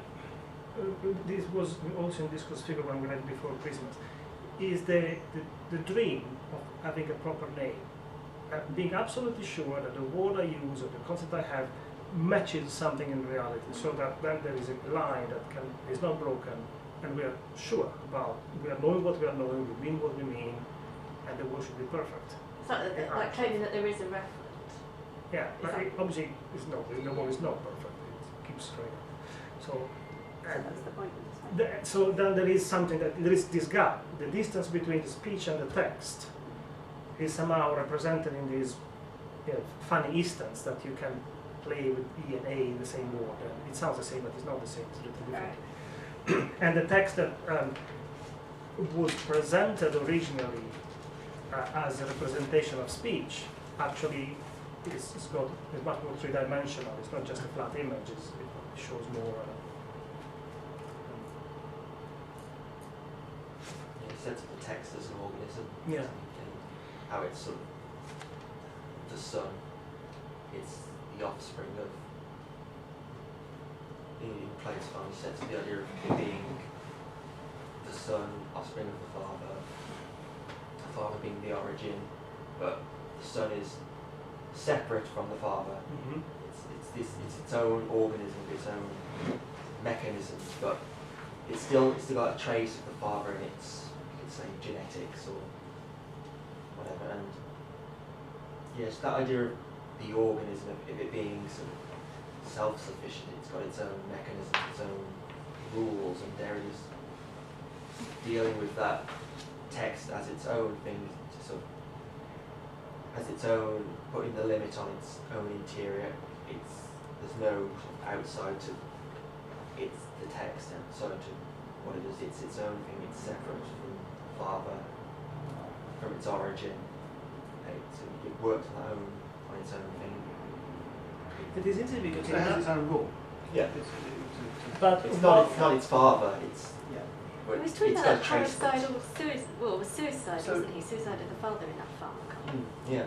But also, he speaks in the pharmacon. He says something that always remained with me: that the critique that Plato allegedly makes to writing, at least in the way that develops it. At the point, he says that, well, if we're to accept writing as a viable tool, then we would need constantly the presence of the father to guarantee that the writing means what speech meant.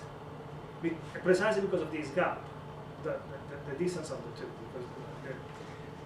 And that's precisely the external God that keeps in order everything. The father. Yeah, Yeah. the father. But he's sort of rejecting that to bring up this other space for margin. Why do you call it margin? Well, he's calling this margin. I mean, margin's. I thought he was like bringing in the margins of philosophy in a way that sort of kind of. It's like it brought two books, and then when we sort of, it's like, am I reading this? How am I reading the same thing? Somehow, having the two books. Well, I can It's complete. kind of, it's sort of confronted in that way.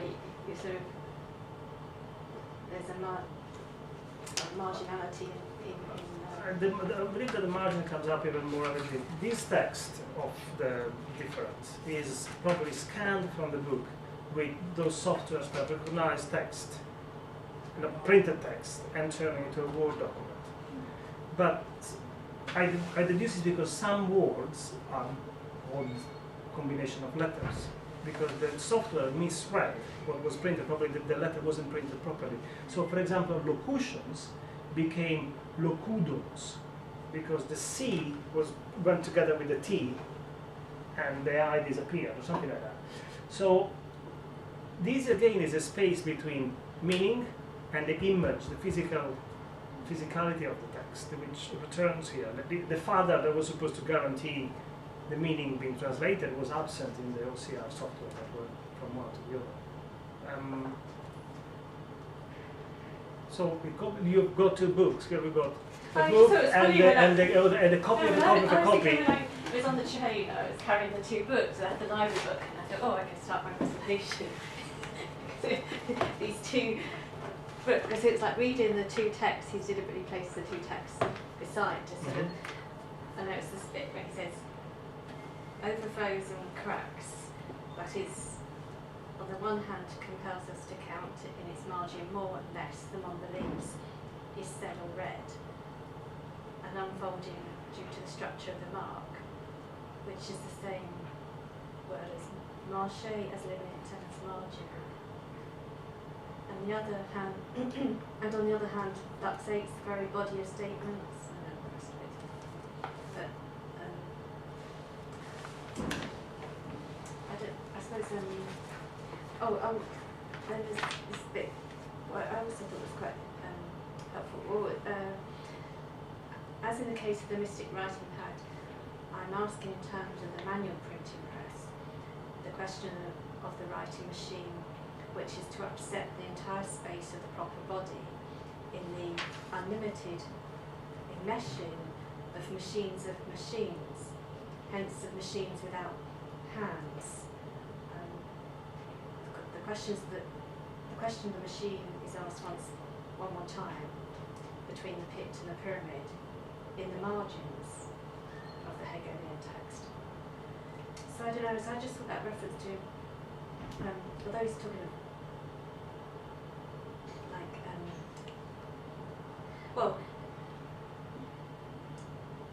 when he said referred to, so it's first a mystic writing pad, then it says manual printing press, and I wasn't quite sure whether that was a reference to that, whether that was like a metaphor, or whether he was referring to an actual manual printing press, or.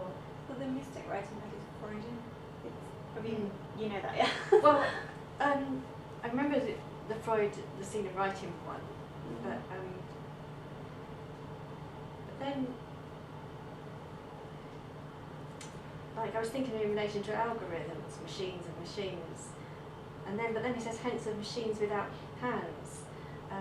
So this machines without hands is where you get more to sort of, so that's like the spontaneity, sort of,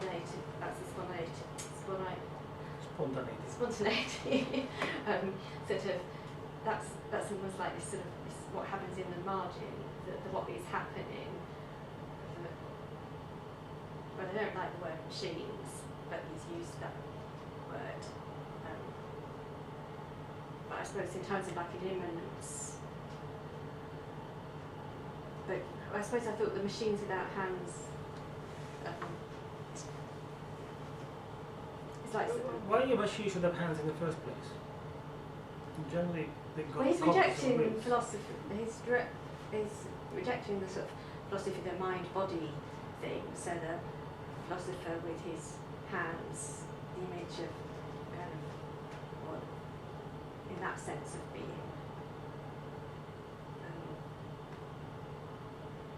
I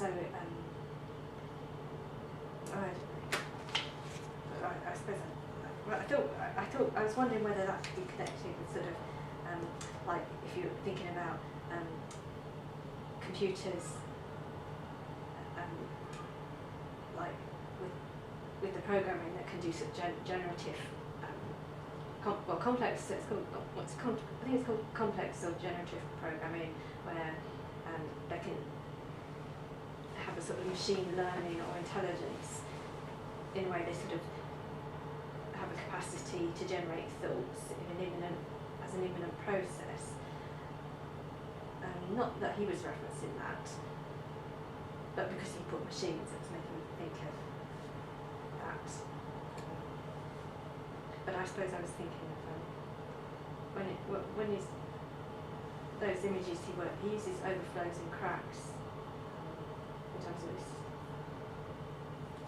He uses that sort of imagery. Well, it just makes you think of patterns of surfaces. So when you think of algorithmics of patterns, and so if you think of like the earthquake, sort of the pattern that suddenly appears on the surface, that cracking of the surface, and then page as a cracking like that. But then I suppose there's then a metaphor for when I read this in its sort of in a proper sense, I'm trying to make an answer of it, but if I read it in a sort of in the sense that he wants me to read it, there's an event, there's something's happening, or in the sense that Lyotard would want a book to be read. There's a sort of, and in that sense, something overflows or cracks. And in that sense, it's a machine without hands. They would be the different rules that Lyotard keeps on. When you say you would read it as, he would want you to read it as one thing, that would be the rule, and then you would want to read it as another thing, that would be the other rule in this understanding. Yeah? So. Well, what gives rise to the rule? There's that scenario as well. Giving rise to. What gives rise to? I think it's the idea, the end point. Well, that puts it in terms of like endpoint as opposed to. Well, when you said you would want to read it to, what did you actually say? You would want to read it, you would read it, and he would want you to read it another way. No. Like he uses this key term, like the idea of the proper, which is like the law. Reading, if you talk about reading text in that way, it's as if there's an answer to be found in it, like only one answer, an answer with a totality. Sort of very flat kind of information-based. Sort of, does one condemn it to that very flat, only one answer, or is it like a machine without hands that has the capacity to be sort of read by any number of people, and it has effect in a different way, so it has a different capacity in its reading, which as the author, in terms of how they've written what they've written, might have sort of be playing with to draw out, or they might, like, if an author's writing, do they want to write a piece of information? Was their intention to do that, or were they aware that they could be doing something else with it? So, like the pharmacol, are they working with the poison or the remedy? Or both. Yeah. I mean, it's sort of. It's not like. But it's not like kind of. They do want you to. You're being directed and you're being operated upon. Presumably, it's not like. Well, I mean, somebody could write something and just be happy for anybody to come along and say it means anything, but somebody else might actually want to convey something, but it might not be satisfactory for them to sort of reduce that what they might want to convey. It might not be reducible to a bit of information anyway. So sort of that scenario too.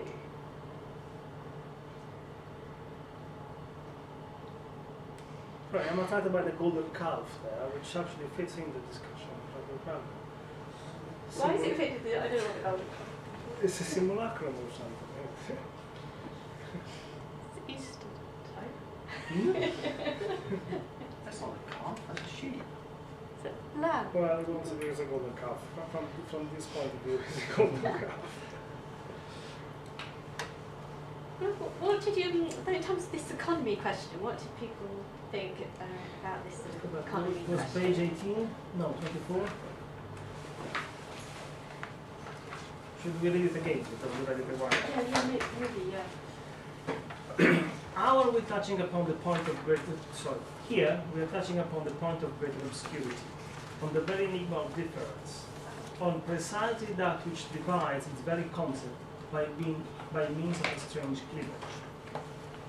We must not hasten to decide. How are we to think simultaneously? On the one hand, difference as the economic detour, which, in the element of the same, always aim at coming back to the pleasure or the presence that have been deferred by calculation, and, on the other hand, difference as the relation to an impossible presence, an expenditure without reserve, as the irreparable loss of presence, the irreversible use of energy, that is, as the death instinct, as the as the entirety, okay? Entirely an other relationship that apparently interrupts every economy. So there are two things. One is wanting to go back, to close the circle. There is something deferring, and he wants to, well, it was moving along, something is deferred, so something keeps going, and he wants to catch up with it, even it up again, close the circle. And the other one instead is lost forever. That thing is out. How can these two things go together? It is evident, and this is the evidence itself, that the economical and the non-economical, the same and entirely other, etc., cannot be thought together. If difference is unthinkable in this way, perhaps we should not hasten to make it evident in the philosophical element of evidentiality, which would make short work of dissipating the mirage of illogicalness of difference, and would do so with the infallibility of calculations that we are well acquainted with, having precisely recognized their place, necessity and function in the structure of difference. Elsewhere in the reading of Bataille, I have attempted to indicate what might come of a rigorous and, in a new sense, scientific relating of the restricted economy, that takes no part in expenditure without reserve, that, opening itself to no meaning, etc., to a general economy that takes into account the non-reserve, that keeps the in reserve the non-reserve, if it can be put thus. I am speaking of a relationship between a difference that can make profit on its investment and a difference that misses its profit. the investiture of a presence that is pure and without loss, here being confused with absolute loss, with death. Throughout such a relating of a restricted and general economy, the very project of philosophy, under the privileged heading of Hegelianism, is displaced and reinscribed. The Aufhebung, la relève, and or sublation, is constrained into writing what itself otherwise, or perhaps simply into writing itself, or better, into taking account of its consumption of writing. Should I continue? Or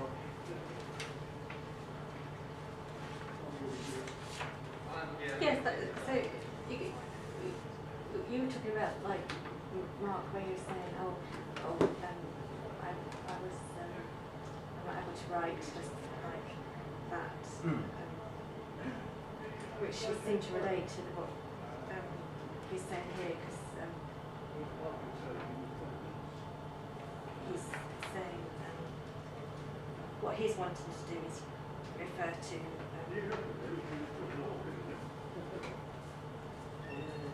writing itself otherwise.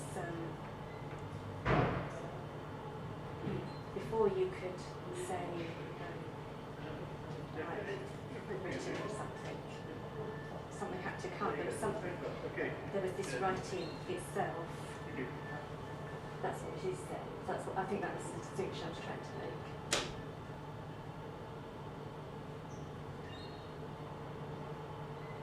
This is the move from. So he's saying that it's a displacement of Hegelianism. Is what he's saying in the last sentence. Through a relating of a restricted general economy, the very project of philosophy under the heading of Hegelianism is displaced and described. Is that what was constantly taking everything in and leave no remainder, the effect, the sublation, is continuously trying to happen, but it doesn't fully happen.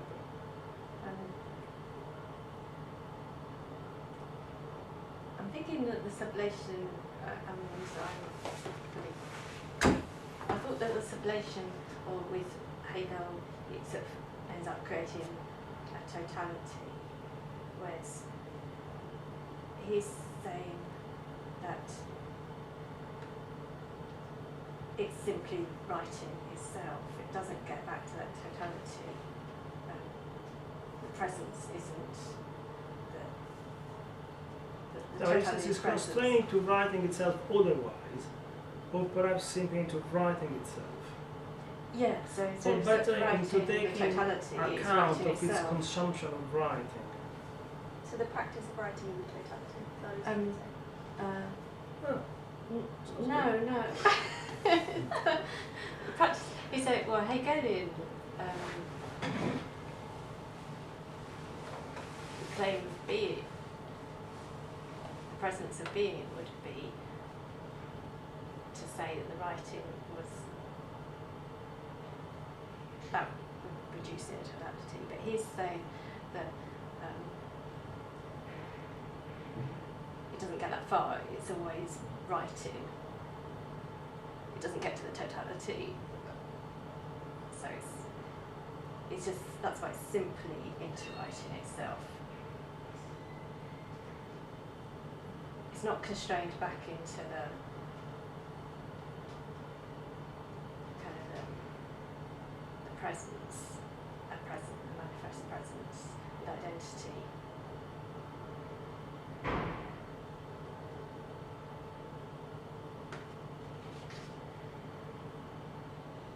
In the following paragraph, it seems to begin an answer.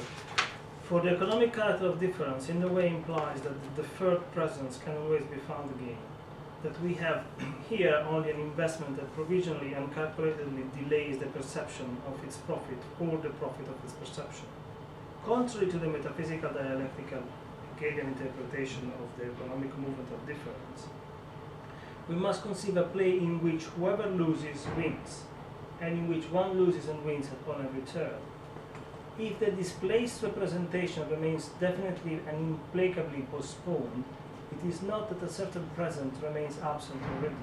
Rather, difference maintains our relationship with that which we necessarily misconstrue and which exceeds the alternative of presence and absence. So it is being open onto the fact that things are open. It's always double. This is why it's a trace of a trace.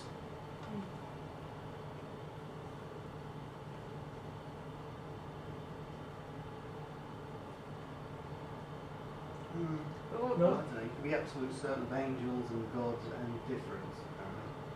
You can be absolutely certain. No, okay. It's like taking certainty, you know.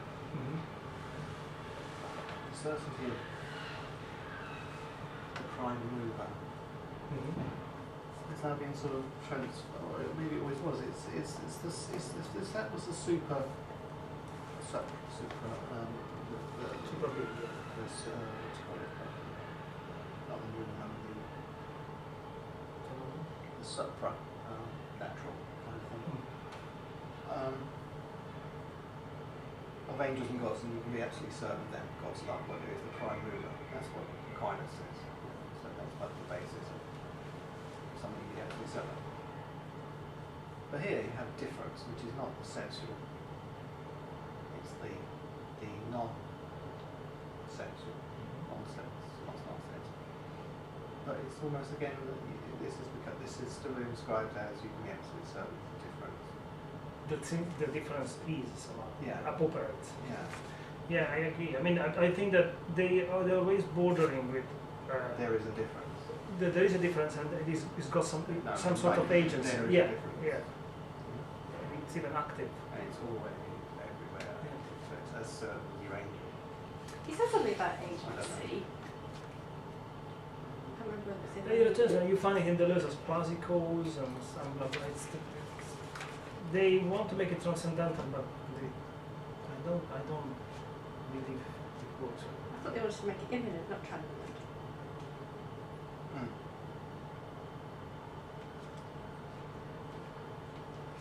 You see, if it is immanent, this is sort of truthful what I think, then we shouldn't be speaking of difference as a noun, but of being different. It should be an adjective of what it is, of what is. So this is different than that. There is no difference in between. That's what the A bit, that's why he distinguishes difference with an E and difference with an A also, I think, because like the different with the A, it's like, well, he's saying it, I think that he's then saying it refers to the differing, which is the representation, and the differing. But when he sort of talks about differences with an E, that's like still relates to a something.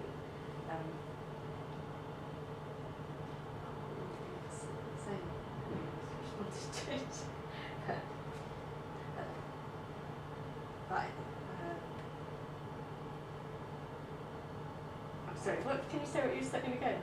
Maybe. My impression is that difference here in Derrida, it returns a lot in the laws as well. So I'm sort of making a generalization over this moment in time where we're all running around. Is that difference is still referred to, although Derrida says here that it's not a name or a concept, he still refers to it as a noun. He uses a noun and he speaks of difference which is or is a crossed out is, but difference seems to exist, even if it is whole, in between these and that. There is a difference in between that keeps them apart. Well, I rather think that if they want to make it immanent, they should say that this is different than this one, and vice versa. So it is a property of the fact that this is long and this is round does not need difference. They have just different dimensions. Difference. It's like there's a bit in Hegel when he's talking about being and nothing, and he's talking about the non-determinate, the undetermined, the empty. But he's still talking about things like being and other things that cannot be determined by anyone else. And then he starts to talk about determinateness. So he's gone from the non-determinate into this quality of non-detainedness, and it's not.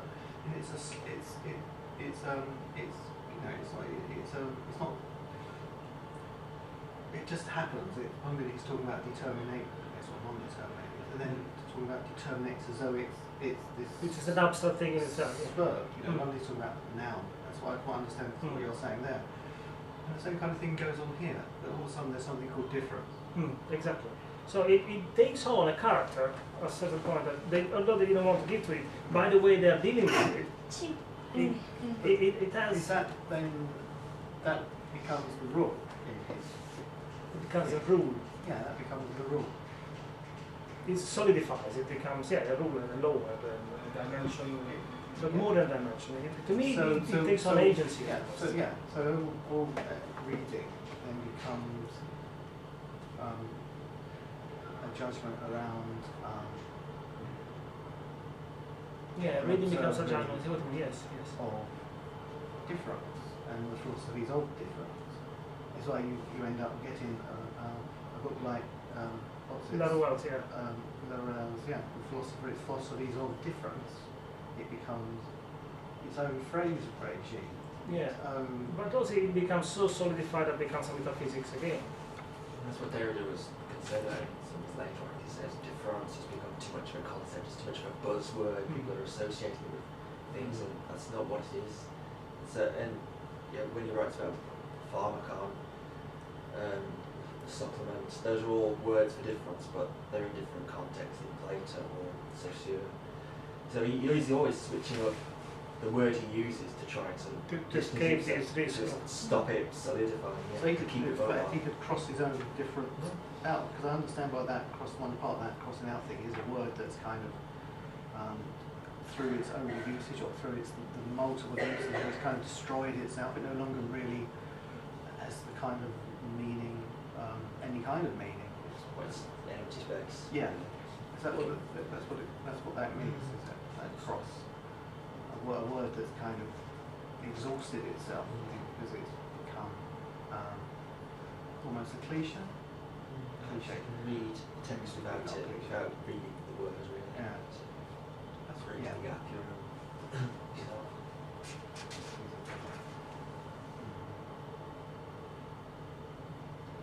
It's probably where that notion that Johnny often, or at times, mentions of the ana prefix in front of something, which works very well if you think of ana-aesthetic, where there are no sensations, but ana-dimensions, ana-economy, things that there is no way to name them but by negating what they're not.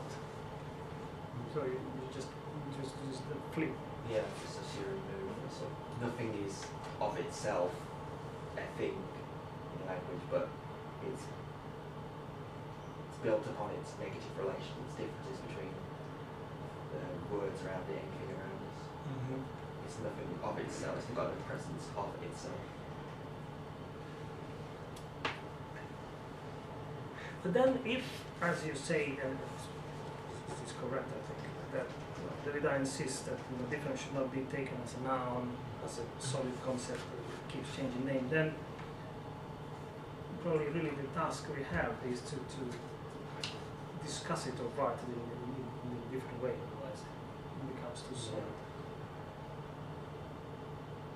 This is why I find that thinking of the positive dimensions of something rather than how something is not something else is far more interesting. And I think that this is precisely what art to me is. And it's referring to itself. It does not mean to say, well, when I make a painting, I don't make a painting, but just to make an example, when somebody paints something, you're not painting the rest of the world around it, you're just painting the painting.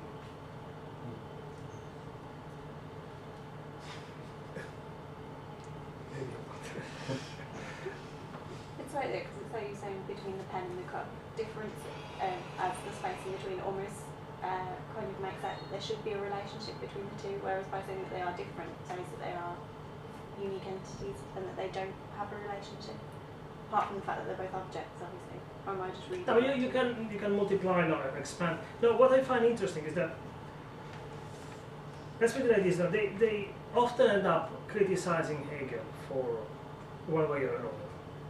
And And it's in these critique of Hegel, especially Deleuze at a certain point says the monster of logic, which would be that the definition of this pen contains also the opposite of the rest of the universe that is around this pen. And fair enough. But it seems to me that, at least in my beginning to understand this, when they speaking of difference, somehow doesn't really escape this critique that they're giving to Hegel. They're still putting something allied that negation that works with it. Well, I rather think of the pen as a pen and the cup as a cup, which are simply not superimposable because they've got positive qualities. The pen has got a certain length and certain weight and certain functions and these others. And it just happens that they're actually both black, so they overlap on some and not on other. But, and I think that this is very much where the artistic mode of thinking is, where you use a set of dimensions of something, not just the three physical dimensions, but whatever concurs into making a piece. And you're not thinking, oh, full the piece is not. And you don't even need to think, oh, but there is something which is an Alphysant, but would be like if it were. It's simply, you do what you do. And then you can discuss it as long as you like. You do what you do. So it's like the ready to hand of Heidegger, was saying that kind of thing, that present to hand.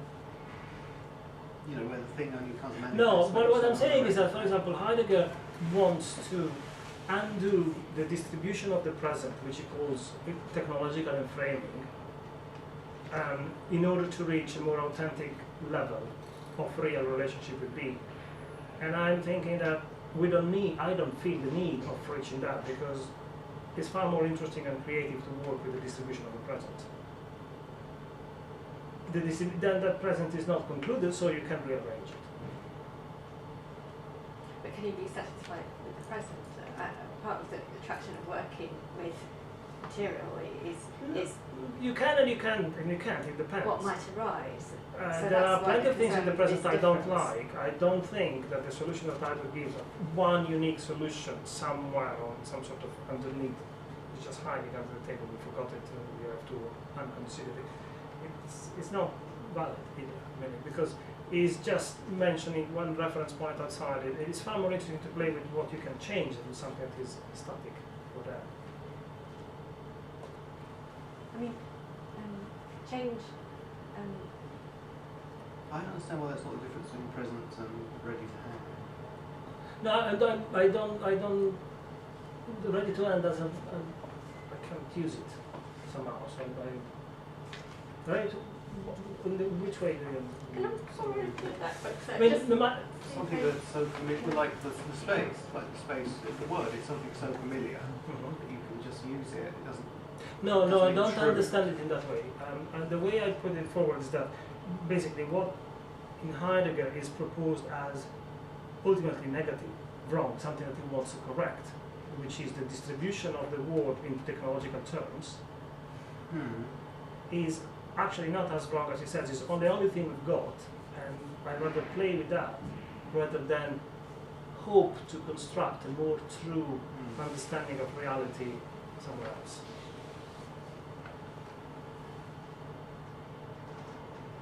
So a different kind of arrangement, say with technology, you can understand. Well, it's not just this thing that demon, the standing reserve to turn things into, but are always looking at things in terms of how they can be exhausted and utilised. No, that is there, and there is. You can say that that's. You can say that it's implicit in Heidegger. That's one of the main characters of capitalism. It turns everything into a commodity, and it is. It's there. It's what is, and you might, if you don't like it, you can work to change it. Yeah. But there is no point in thinking that there is a more authentic, external, third space somewhere else, pure, original, that you have to bring back. Because it seems to me that if one needs to reduce it, the enframing of technology is a form of alienation that it is not as... Isn't it like this, sorry to jump in, I know what you mean. Isn't it like, no, I'm trying to skip. You're in the revealing and concealing. So you're speaking and I'm just sitting here, so I'm concealing what I can't reveal, you know. Doesn't technology do the same kind of thing? Isn't the overwhelming thing about technology, as it overwhelms and arrives and conceals, is that we cannot articulate. You know, I become the differend, the silence is the injustice that I feel because technology wants to turn me into an artist or this, write this, paint this, do that. That it's the technology that's speaking, and I'm not quite with it in that, but that the relation of being overwhelmed all the time and not being able to speak, because I can't tell you how that works or anything like that. But I can be overwhelmed by technology all the time. I use it all the time. It sits upon me. It resonates in my ear. But so the concealing part is the same as the different in the silence. It's the silence is that I cannot speak of that relation. And you want to say, well, yes, I think you would say yes, but then let us speak. You know, let's break that barrier and have a different kind of ready-to-hand understanding, which wouldn't necessarily be the means-end relationship, which is the technological inframing, standing and reserve kind of thing. You mean something like that? I don't know if I fully understand what you mean. Which bit did we not get? Because that'd be more authentic. The inauthentic is the average everydayness and the idle chatter. Yes, but would the more authentic be, more authentic understanding of or relationship to the technology, to your not to original. No, I would put it like this: a more authentic relationship. Okay, we are probably going a bit away from Derrida, but not that much. The more authentic relation to technology is not one where we are not victim of it, but is one where we recognize that whichever technology we have is one dimension of our present. So there is no humanity without computers anymore. But aren't we victims? Isn't the fact that technology doesn't get silenced? I mean, one of the things that they talk about, I don't know if you agree or what they certainly talk about, is the loss of the father. Because whereas before the child, why is the sky blue? Go and ask your mother what it is. It's a joke, but why is the sky blue? Dad says, go and watch the TV or look on the computer because it can tell you where I can't. So the authoritative father disappears. So he's silenced. The father becomes, whereas before you had technology, you go to the authority, you be your father, why is the sky blue, etc. And he gives you an answer, it's not red. No. Technology is much more than this specific machine now. Technology is, writing is a technology, language is a technology. Technology is anything that organizes, is a pattern. I know the technology is all that, this is the technology. Yeah. But the technology in the here and now, but these are the local dimensions of technology. Like the same way that that's the technology and that's the technology, and you've got to be aware that they're there, because otherwise you will say something that you may come to regret. Yes, absolutely. So in that sense, they are shutting you up. On the other hand, they may allow you to communicate through Twitter or something like that, but that it would be the idle chatter, the average everydayness of the discourse. No, that's precisely what I disagree. Couldn't you say that technology creates the injustice, the difference, in the same way that technology always takes away your labour, your work, your job, and turns you into something without a job, just wandering, isn't there, can you never think of things like that maybe perhaps? And what I'm saying is, couldn't technology create the difference, the silence? As much as, this is why I said it's not the chatter. This is why I'm saying it's not as far from Derrida's difference. It creates the silence as much as it is, if the relationship with it is heterogeneous or recognizes the dimensions of that technology, also creates a way out of it.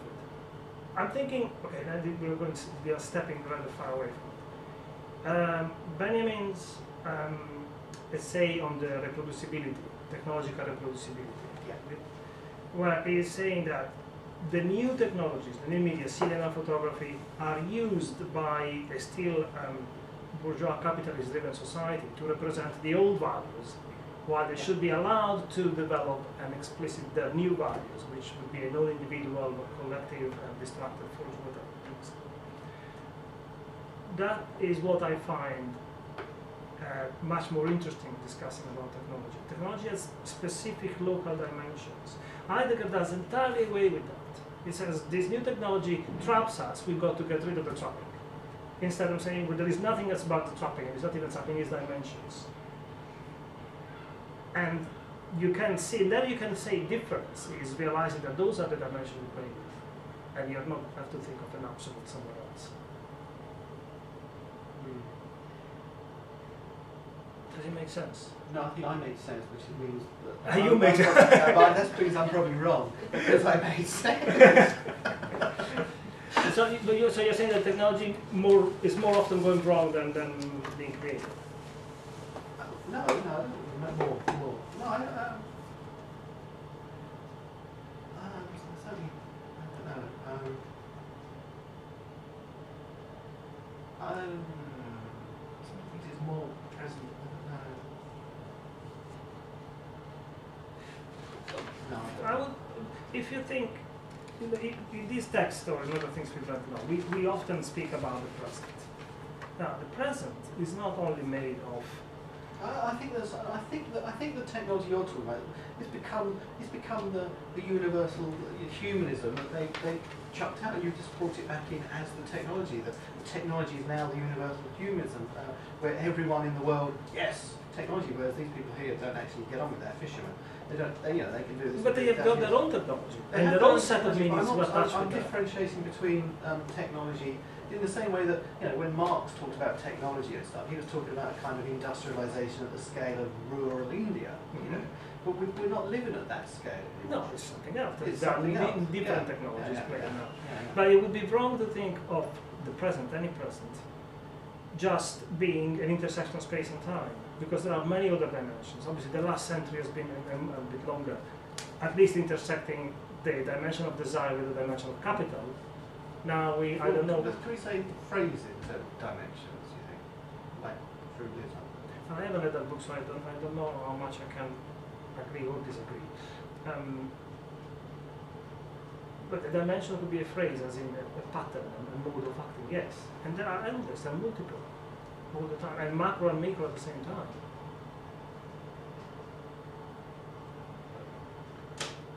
But we're going too far from this now. No, I thought it was very interesting. I think we're going to have to take this on.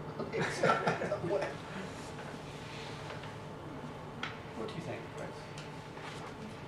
You're confused. Well, I find it interesting that you were saying that technology is overwhelming and that makes that creates a silence that is similar to the Differend that Lyotard talks about, that you can't articulate the fact that this is happening to you. Exactly. This is what I also meant at the beginning about the hothouse. I mean, this young chap here,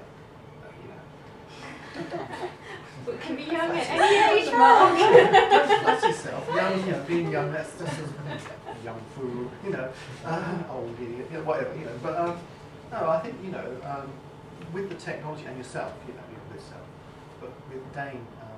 I know, it's because she's here.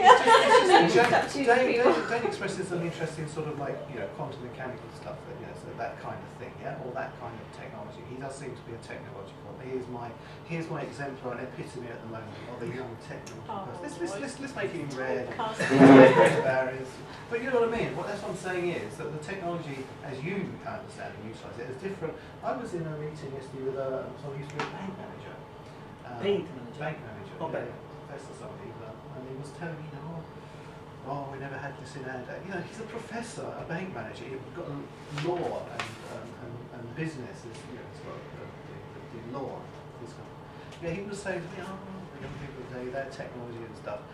Obviously, there's a difference with how you guys just pick it up and it's technology, but to us older people, I don't know, it sounds weird. But that makes sense. But there are static spaces related to different technology. Hothouse plant at the beginning, who anticipates, who picks up on images and ideas, as it were, that we don't, but will become the future in the same way as maybe these guys were the hothouse plant before the multicultural happened.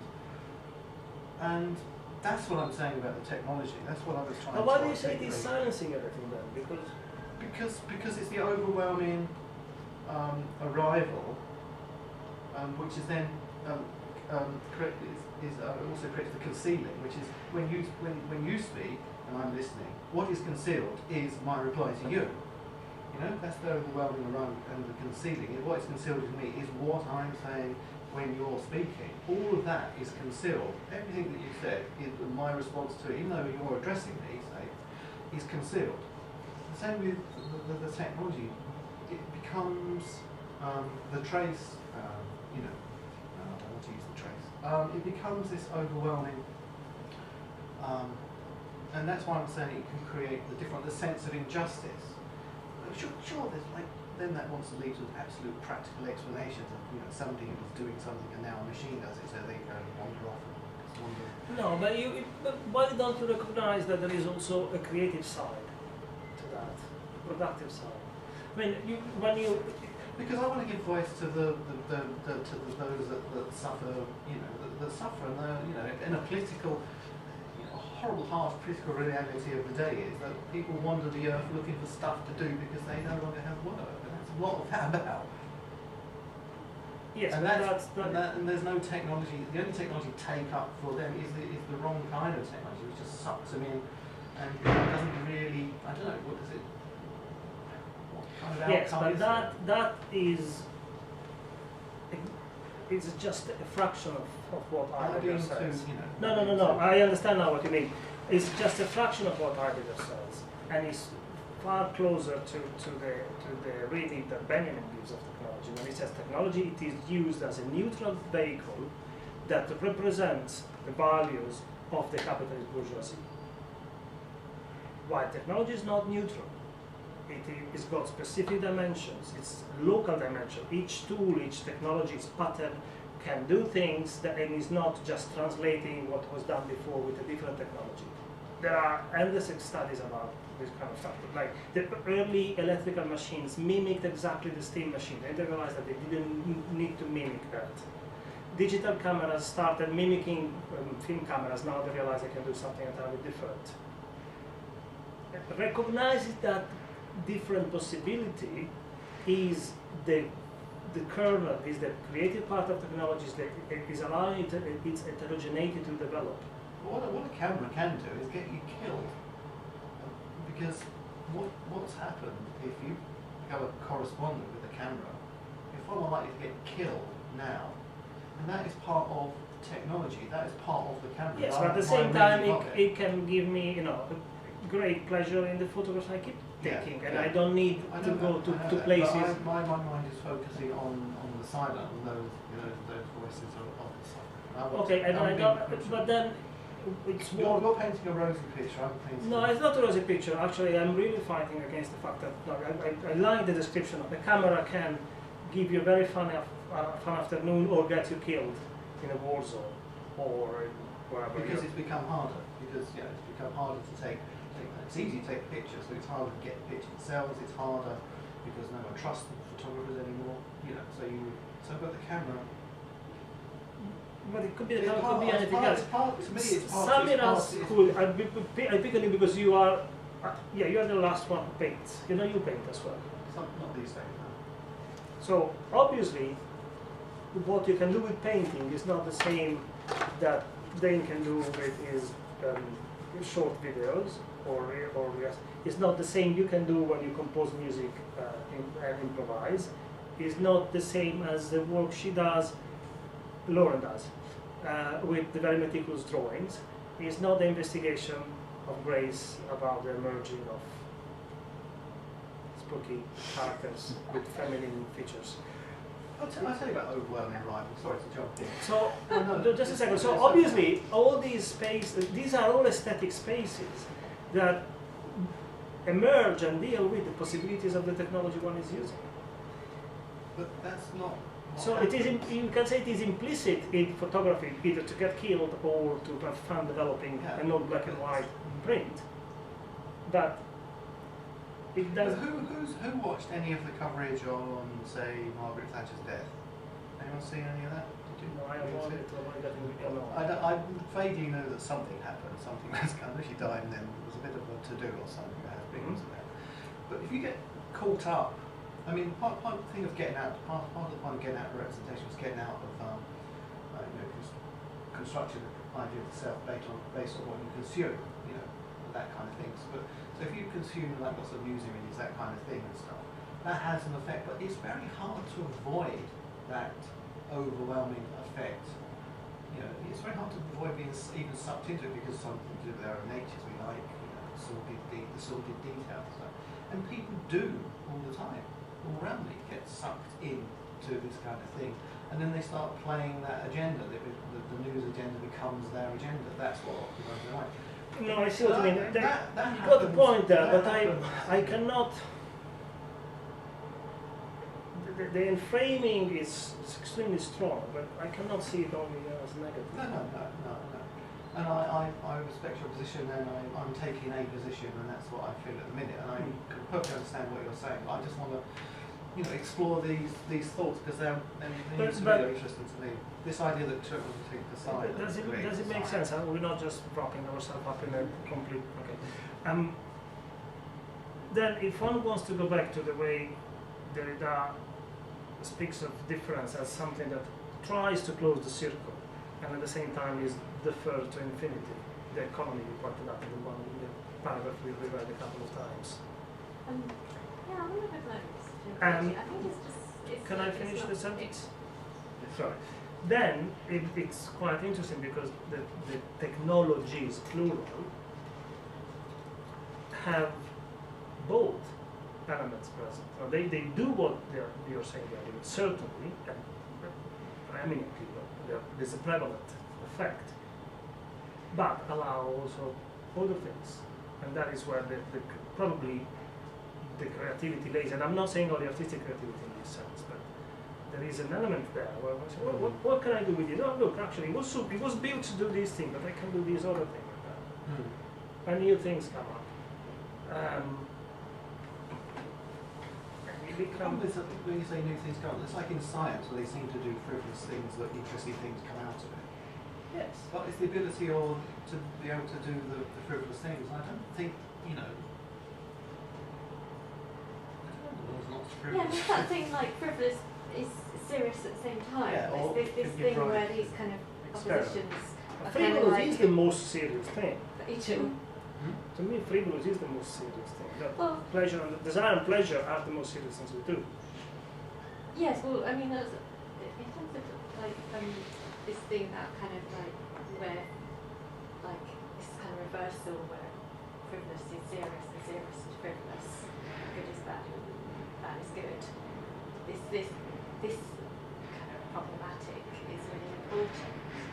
And how it works with that, and that's like we've been asked to do this in terms of this sort of this economy where it relates to knowledge transfer, where there's a reserve instead of a non-reserve. I'm thinking like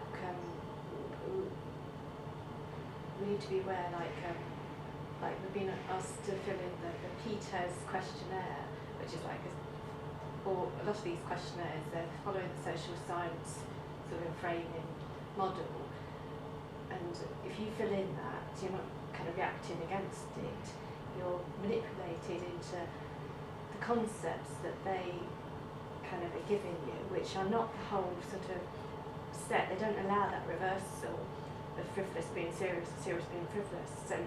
So when you have like you're allowed to agree strongly, blah blah blah blah, to not agree strongly, and then there's like the middle one is like, which is supposed to be neutral.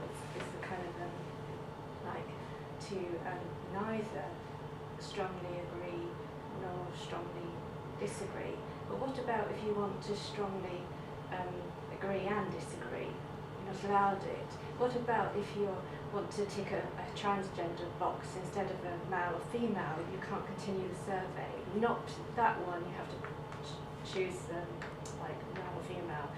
I think you can continue the survey, but one of the other ones we had passed around. You couldn't get past the first page unless you defined yourself. Why? And then of course, like somebody with social science would say, well, if you don't tick male or female, then I can't generate these figures, and then I can't find out whether like women are worse off statistically. But on the other hand, actually some kind of social science models in the categorisation will bring in the transgender sort of options. But on the other hand, they never go as far as like the kind of this thing of like where the frivolous is the serious and the serious is the frivolous. They don't give you that option where you can say I strongly agree and I strongly disagree.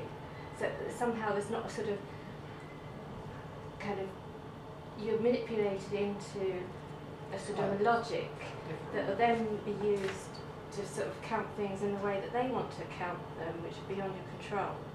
And then when you look into it, quite often the average sort of response rates for these surveys are like 26%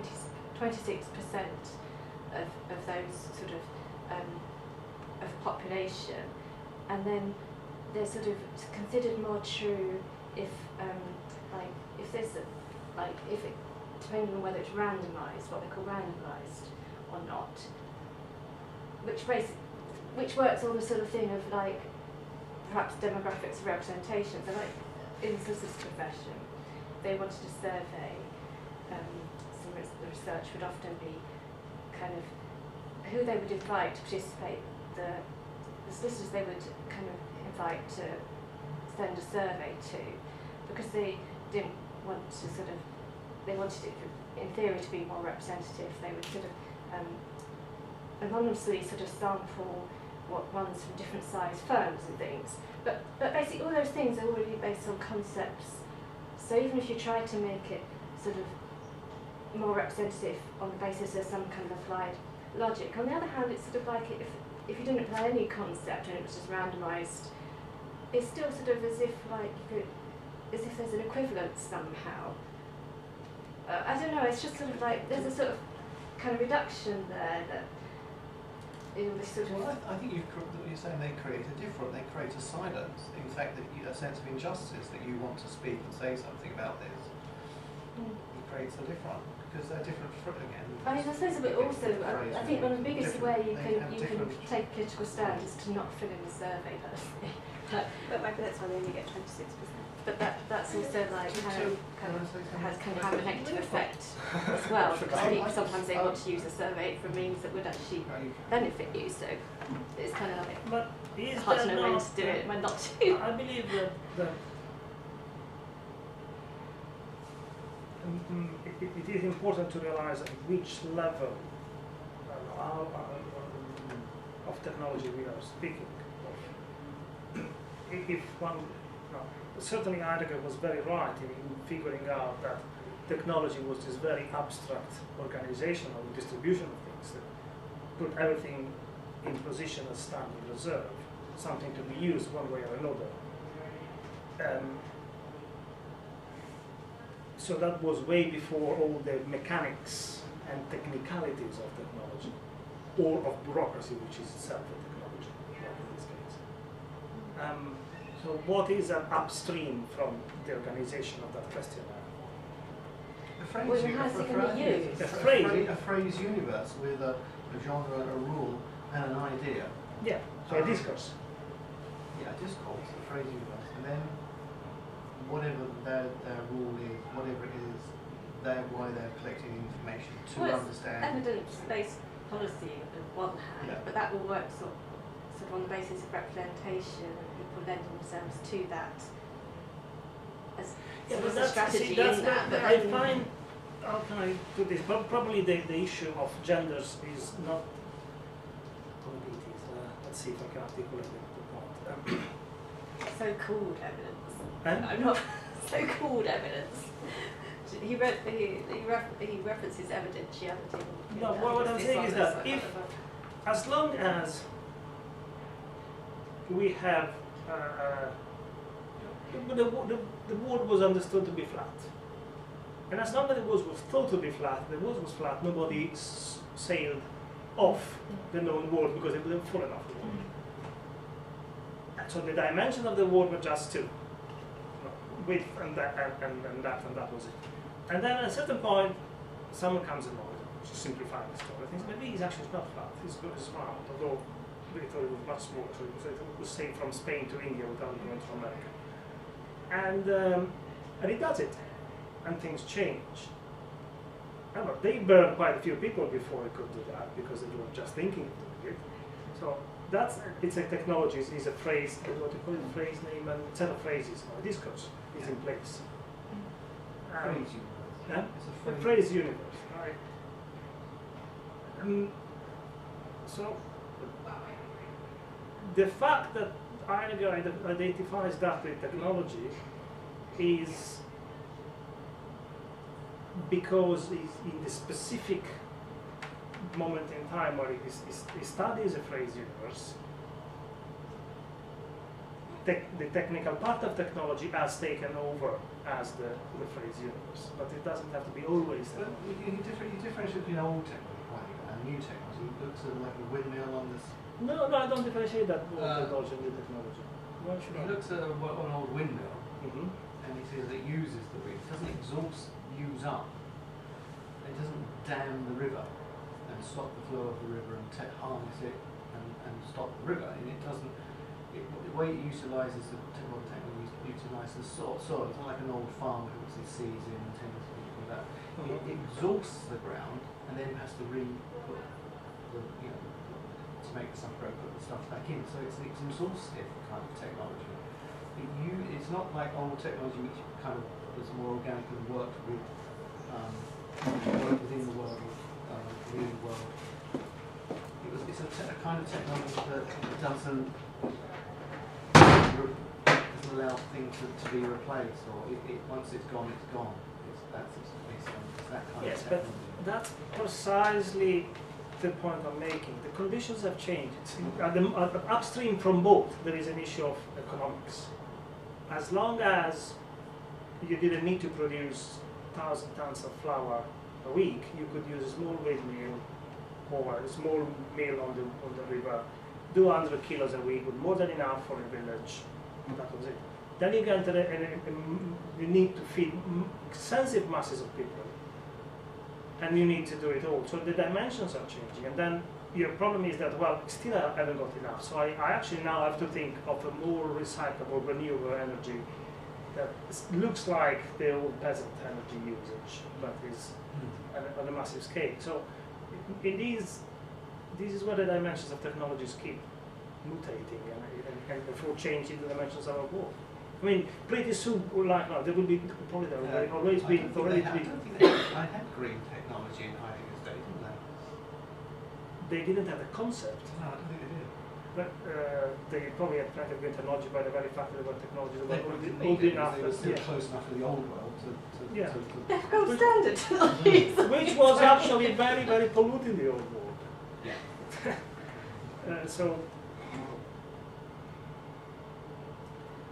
But are we still in the domain I of mean, I thought perhaps what you difference? were raised in, like with this I mean, it's the paradigm domain of shift, different scientific way. paradigm Different, shift. okay. I mean, The silence. This is the one. Yeah, this is the one. Then when he speaks about, because in here, which I read by mistake as I am sure because I'm kind of more and more dyslexic, he speaks Well, of it's supposed to be silence. doing reading that one as well. He speaks of the silencing and of the forgetting of the silencing, which becomes another dimension of the present. To me, he doesn't seem to say that. He seems to, it's silent, it doesn't participate of the present. Me, it precisely participates as silent. But obviously he speaks of a specific massive silence, which is the termination of the Jews with Nazism, as something that has been silenced and then forgotten as having been silent. So it's twice removed. Is that the same different that comes up in the different?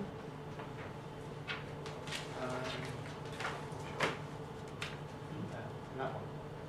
I think so. I think it's the silence. Yeah, it's the same silence. It's the same with the monuments that don't speak. Silence. In that way. Because in this case, it seems to me that even if you name something, you're still silencing it. Precisely because you name it. If you put the monument on top of something. I think it's just people just don't see it. I think in the case of that one where you've got the Jews with a lowercase j, But in there, the act of silencing, the forgetting, the removal of the proper noun. That's one of the key points of the act of silencing, removing the proper, the status of someone, something, relegated to just the word. And to relate to another word with or without N. But if the lowercase j, I think it's just removing the proper noun. In that as an act of forgetting, an act of silencing. Yeah, because actually it starts the point saying that Heidegger was criticized not for never having apologized, for never having mentioned never apologizing. So leaving the whole thing in silence and time. So then Lyotard choose to write Jews with a small cap to say, well, it is all that any instance, any individual, any occasion that falls into that kind of silence where we are silencing the fact that we are silent. So there is the ultimate difference, is beyond the limits of the dimension of the present. I was just thinking about what Grace, in work that Grace does about the psychics and stuff, it's about sort of like dead people die, and then people don't like this, so they want to kind of want to speak, they want to stay close, they want to speak to them, and then there's a kind of psychic technology that allows them to do that. So it allows them to speak. So again, this is the thing, I think it's sort of approaching this question this way, Differend, that there's a silence in a sense of justice, as it were, that person's gone kind of thing, but then it's enabled them through a kind of technology to speak, and which is, because the difference is that in the sense that injustice and not, and then trying to articulate what it is, this whole difficult realm of spirit realm, to try and articulate that. I think that's quite interesting. I just wanted to think about, because this different is the thing that's captured my mind, isn't it? But then,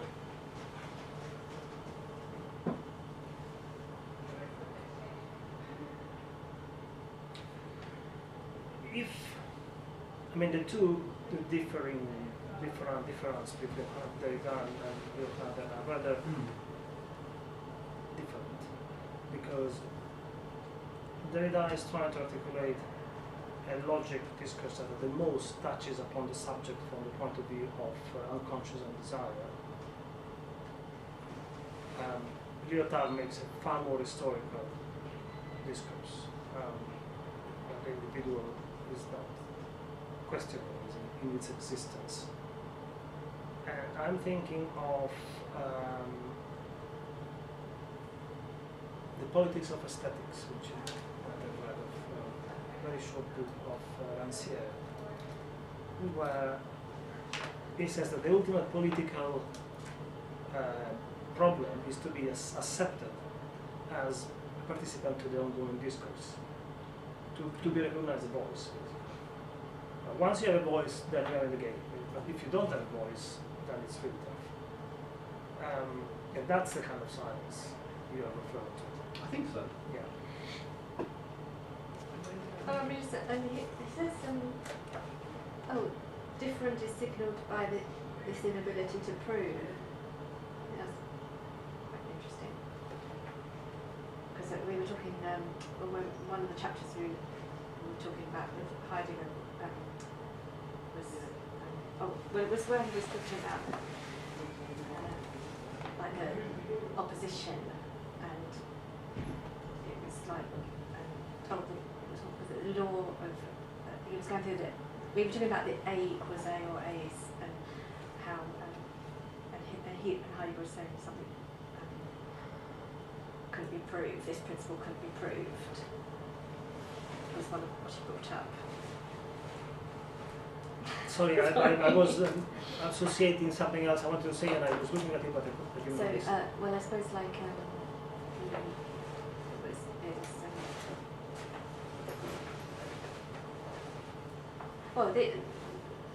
I suppose I just arrived at this point of this the paradox of what can't be proved. This point where seriousness becomes frivolousness, or this Can we just finish? Try 22 and 23 in that one. Paragraphs, okay. 22 and 23. And then we'll spend this time. Oh yeah, because that's an obvious. The difference is the unstable state and instant of language, wherein something which must be able to put up into phrases cannot yet be. Must be able to be put into phrases cannot yet be. This state includes silence, which is a negative phrase, but it also calls upon phrases which are in principle possible. This state is signaled by what one ordinarily calls a feeling. One cannot find the words, etc. A lot of searching must be done to find new rules for forming and linking phrases that are able to express the difference disclosed by the feeling. Unless one wants this different to be smoothed right away in litigation and for the alarm, sorry, I find very difficult to follow the sentence. It's in litigation and for the alarm sounded by the feeling to have been useless. What is at stake in a literature, in a philosophy, in a politics perhaps, is to bear witness to difference by finding idioms for them. In the difference, something asks to be put into phrases and suffers from the wrong of not being able to be put into phrases right away. This is when the human beings who thought they could use language as an instrument of communication learn through the feeling of pain which accompanies silence and of pleasure which accompanies the invention of a new idiom, that they are summoned by language, not to augment their profit to their profit the quantity of information communicable through existing idioms, but to recognize what remains to be phrased exceeds what they can presently phrase, and that they must be allowed to institute idioms which do not yet exist. See, I think it's interesting stuff. It is. I mean, but it postulates somehow that there is meaning and there is value before the technological dimensions, in this case language. And pain That's because we're already within a phrase universe. Yeah. That's all. It's already within the phrase universe, so it's not postulating outside of it. You can't get outside. Okay. That's time. So once we know we can speak, being denied speech is the pain, is the problem. Being denied or just being not able to speak. Yeah, or having to listen in silence. That we're, Yeah, but you need to have the possibility of speaking in order to suffer for the lack of it. If speaking would not be, I mean, this really brings us back to pre-enlightenment philosophy. There are no issues. If we were all blind, would we have an idea of what light or color is? No. But one blind person might, because he or she has perceived. But we all started out blind, so the capacity to see. It's an example. Don't. So we stop. Thank you very much. Thank you very much, everyone. See you next week. We needed that. Full stop. What are we doing next week? Hopefully we can do More of the same? this, because I only read the Yeah. I read the forward. I haven't started that today. Well, I got to the end of Differend, but Okay. I think this deserves a bit more depth. So we'll be giving instructions, I'm sure. Instructions. Yeah, well, we can also ask Johnny to go over these.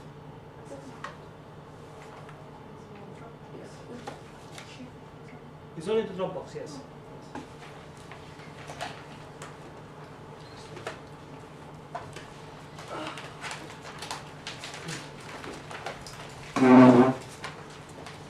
Did you get my email? Yes. With my comments? Yes. I haven't reread it yet, That's okay. but I got it. Thank you. you can go to the bar. To the bar, but to the pub, to the bar, to the disco straight away. The exchange. I think we should just go to the garden. It's sunny this afternoon. The garden. Only drink. I couldn't imagine drinks.